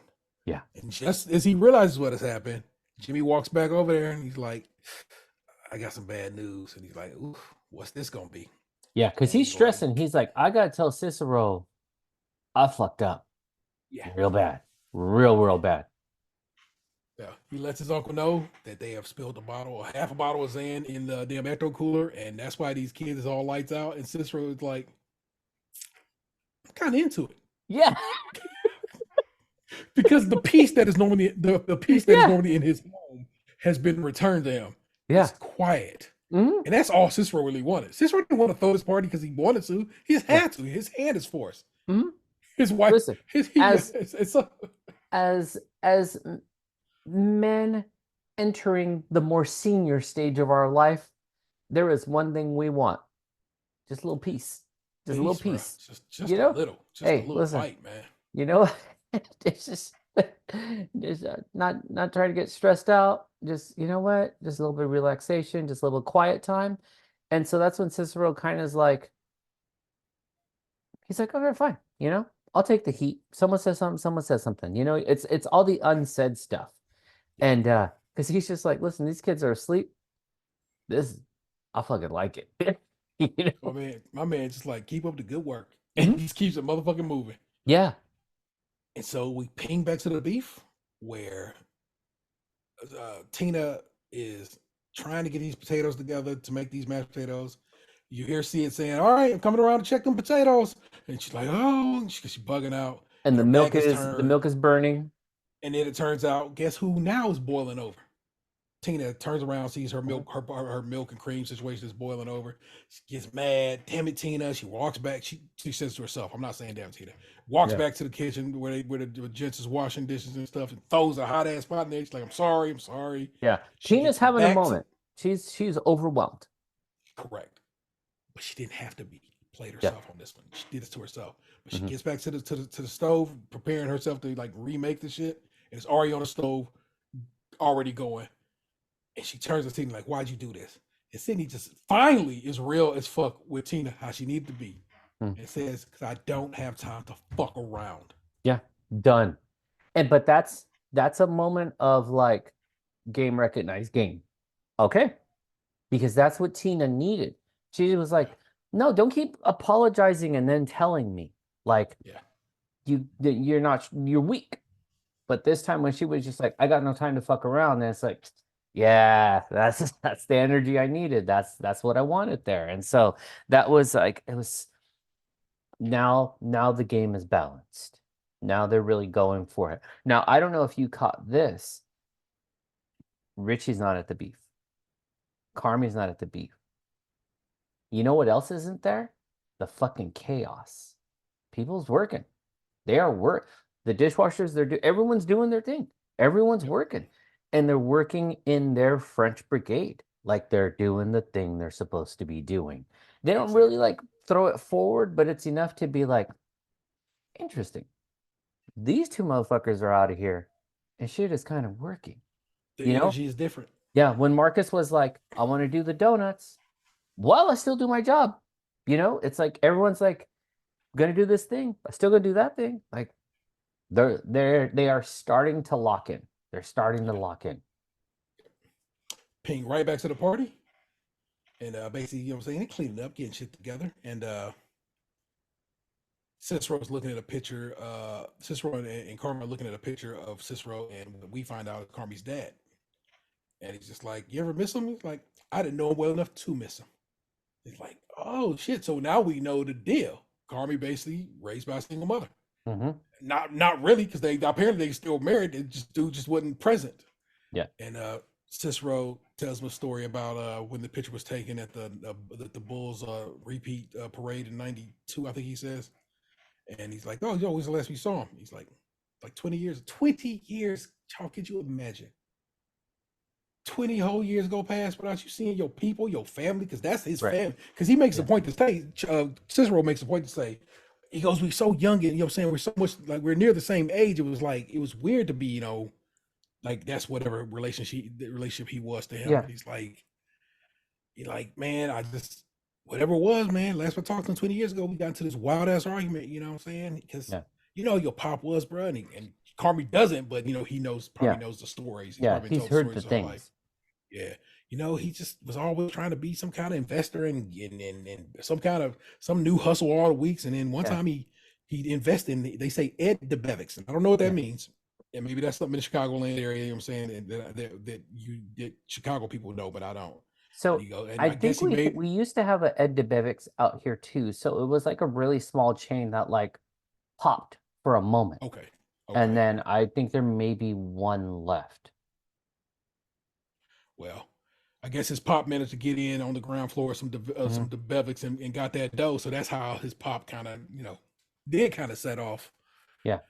But now, before we transition to another part, I do have issue with the photo and the era, because I was like, this photo looks like it was taken in 1951. That shit is in black and white. And these motherfuckers said this was 1992. No. Bruh. No. But see, now this one you got to start realizing that was 32 years ago, my guy. Oh, I know. That I get. That photo was not taken in 1992. Stop fucking with me. That was not 1992. Look at those guys. I was like, maybe 72. Maybe 72, not 92. I was like, nah, I personally take issue with that. I was like, that's some fault in the timeline there. Don't mess with me. Anyways, get back on track. I don't want to talk about it. Got me hot. So again, we still pinging back and forth. No, actually, I don't think we go back to the restaurant at this point. We kind of stay at the party. Yeah, they start wrapping up, and they're talking shit. They're talking shit about me. You want to see something disgusting? And they're like, I mean, it's like, and they walk over. And it's just Pete out cold because he done got zanned out too. Yeah. And they're like, I just want to punch him. Like I just want to punch him so bad.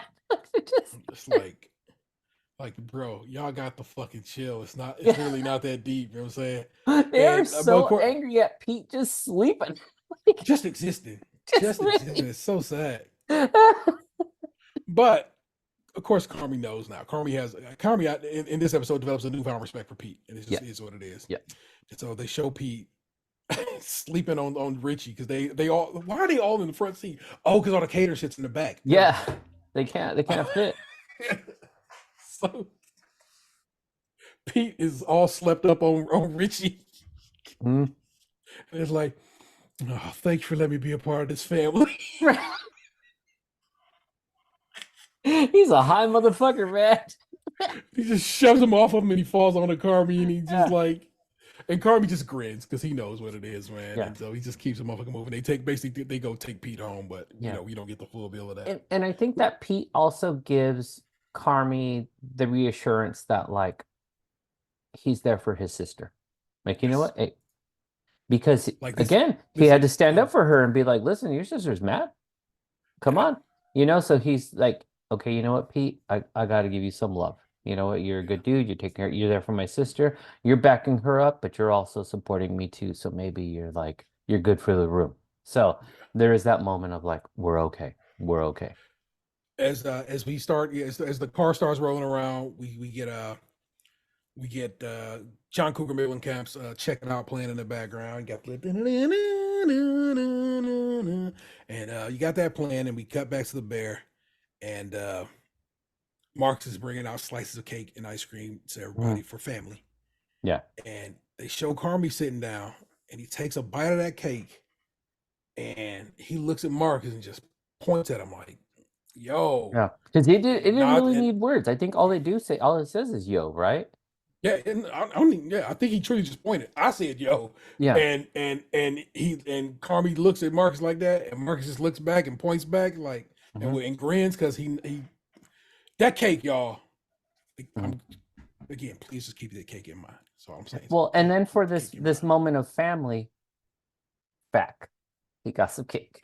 He did get some cake, even though he don't work there. He goes, there. We all get cake because we're best friends. It's like, oh, this is fucking you idiot. I love Fact so much as well because Maddie Matheson is the only person who works in a kitchen who is an actual chef. So it's like I don't know. He fits the scene so well, and he is such a fucking dope. But everything makes sense. It's so good. It's so good. But just is like the perfect way to end. Yeah.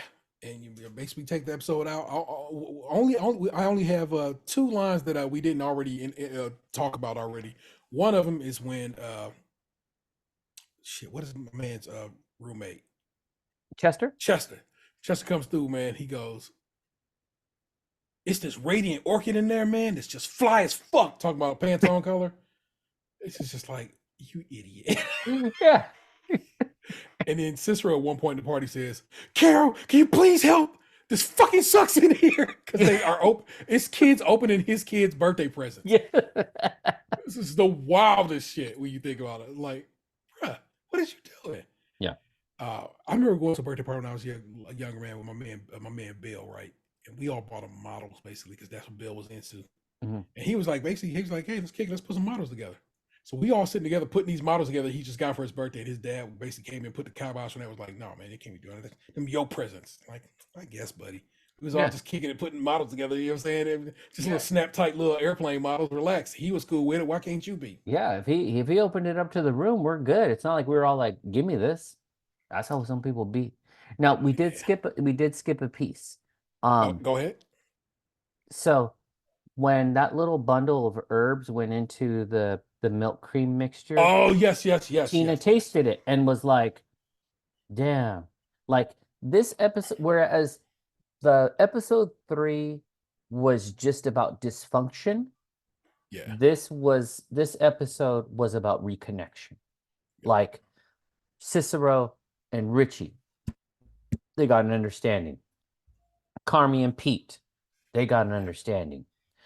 We started off rough with Tina and Sydney. But then when Tina tasted the little mixture, she was like, you could see it on her face, like, ain't this a bitch? Like, is that this is right. And then she's now giving effort. She's ricing the potatoes because she could have just been mashing those bitches like how she's done, but she was trying to use the device, do it right. She's seasoning them, and she goes up to Sydney, and what does she tell her? Like, tell me how they're bad, or tell me how bad they are. Tell me how, you know what I'm saying? And she's like, they're great, chef. It's like, what? Yeah, chef. And she has to stop her because Tina's not believing her. She's like, chef, they're great. Thanks. Let's get on to it because we're gonna get rocked tonight. Yeah. And that's it. And then all of a sudden, and I promise you just heard how much we hated Tina. We love Tina. Yeah. Tina's in the team. Tina is in the brigade. Yeah. Tina's about to throw on a blue apron, and she now is addressing Sydney appropriately. You know, it's like Jeff. Yeah, that's her Jeff now. So she's just like, okay, because Sydney got to do the day without the guys. Yes. And she got to manage the way that she sees fit and not just tossed by Carmi or distracted by Richie. They have their own power struggle. That's a lot. And so she really came through on this day to keep shit together. And she also had to learn about herself. Like, she had to tell Tina, because I don't have fucking time. Yeah. And that's what it came down to. Because it's like, I can battle you all day, but this really ain't it. And she wasn't, and Sydney wasn't wrong. When she threw the little herb bundle in there, I was like, man, this motherfucker. Then when it seasoned the potatoes and she tasted them, she was in the mindset that, like, oh, she's still gonna want to fight. But when she told her they're great, not good, not, yeah, that'll do. Oh, these are great. And it's like, oh, okay. And you see that smile on her face of like, today, I know it's mashed potatoes, but I accomplished something. Yes. Today, I accomplished something. And that was really, really fucking huge for Tina and for Sydney. And both of their development as people in this show. It's fantastic, man. Definitely. Great episode. Both these are great episodes, but that episode 4 got a little something extra, a little stank on it. Y'all. Yeah. And the way it keeps bouncing back and forth too. It's enough to just be like, what's happening? It's like listening to conversations in this episode. You're here, you're there. What did he say? What did they say? Boom, boom, boom, back and forth, back and forth, back and forth. This episode is brilliant. Like, one of my favorites. One of my favorites. Now, before we put this episode to sleep, as I mentioned earlier, and even though we said keep remembering the cake, keep remembering the cake, fuck cake. I got no fucks about cake. It's not my fave. So at the prep station today, we're going to talk about donuts. So T, any types of donuts?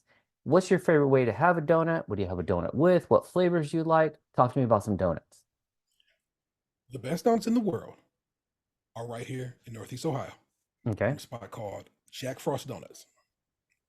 They make a variety of donuts, but my favorite joint from them is this Samoa donut. They make a Girl Scout cookie kind of flavored donut situation.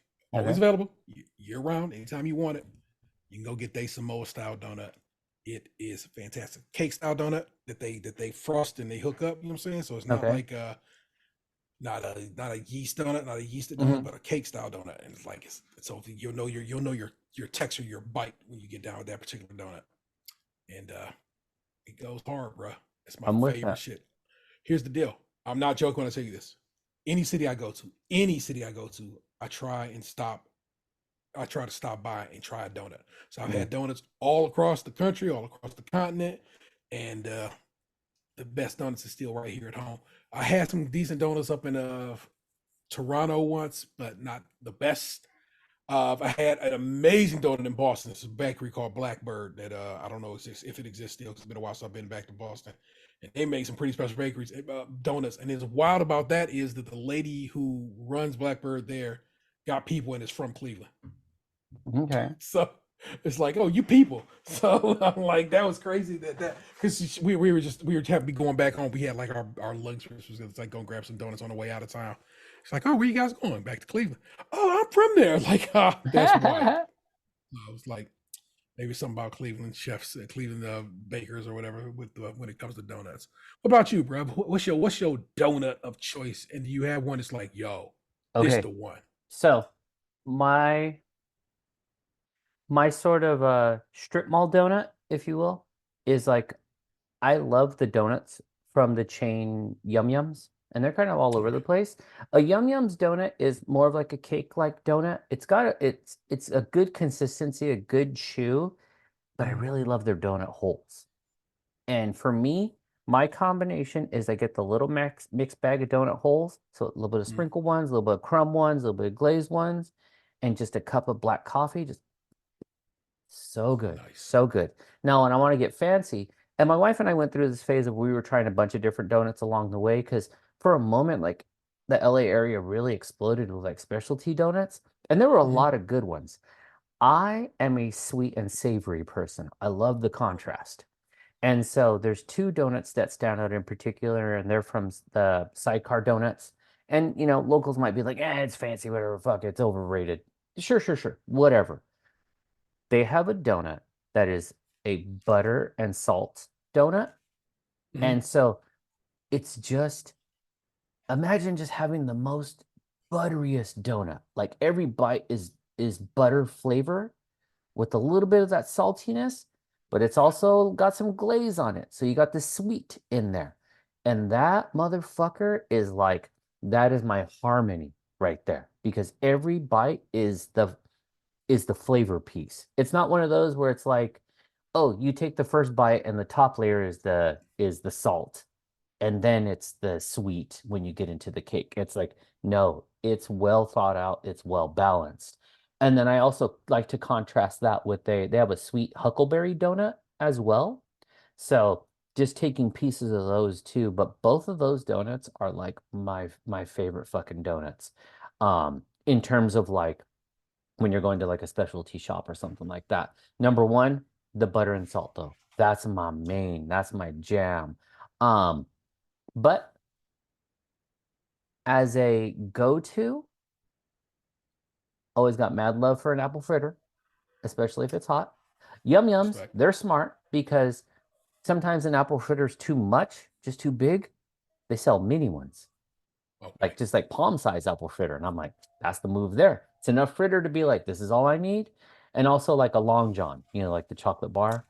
Word up. That's a classic. I'll fuck with the Respect it. maples too. I'll do the maple, but just a classic chocolate, it's just so good. So that's what we're serving up today at the prep station. Just some donut talk, baby. And that was this week's So Chef. Don't worry about that. We missed a week. We didn't really miss a week. It's just tough out here, bro. Plus, you got an episode of KP, so it's not like the feed didn't have something in it. You got our first episode of Competition, which was an interview with Brad Gessner, a baker on this season's Great American Baking Show. A fantastic interview, if I do say so myself, because he was such an interesting person to speak to about his experience baking. A lot of fun. So if you're here for So Chef and not down with the KP normal, you should probably check out KP because, like I said, I think we're doing some things this go around.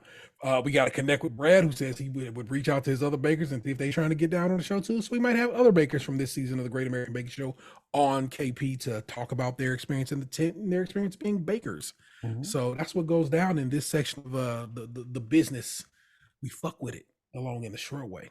So definitely subscribe to the feed, get a double dose, a double helping, if you will, creme patissier and of So Chef. This way you can get both feeds, one line, share it with your friends, give us the subscribe, give us the share, and just get back to us. Let us know how you enjoy the show. For sure. These also upload to Facebook. Oh no, excuse me, Facebook. Lord, Bro, why did I say that? what? Damn. YouTube now. So these are available to listen on YouTube. Nothing to it. They because they're shutting down Google Podcasts. They were like, "Hey man, you want to just put it on on YouTube? Here's how to do it." And they gave me the how to do it. So now these automatically upload to YouTube as well. So if you are, I'm gonna be real with you. If you're a weirdo who listens to podcasts on YouTube. Hey, there's some weird. Don't. Hey, no shame. No shame. There are weirdos. More power to you. Exactly. Enjoy. We. Please and This thank is an you. all-inclusive podcast. You fucking YouTube ass weirdos, you could listen for sure. Well, it's the only option Google people will have going forward. The whatever I don't know. I was about to say natural, but that's not the word. Their podcast client going forward is going to be YouTube Music. It's just gonna migrate. Yeah. So yeah. And just to clarify too, we ain't no boomers, firmly Gen X over here. So with his statement of like on Facebook, no.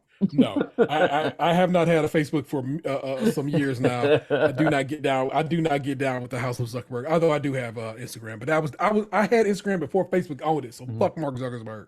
Yeah. And then just to bring it around town as we close up the episode, make sure you also give a listen to our other shows.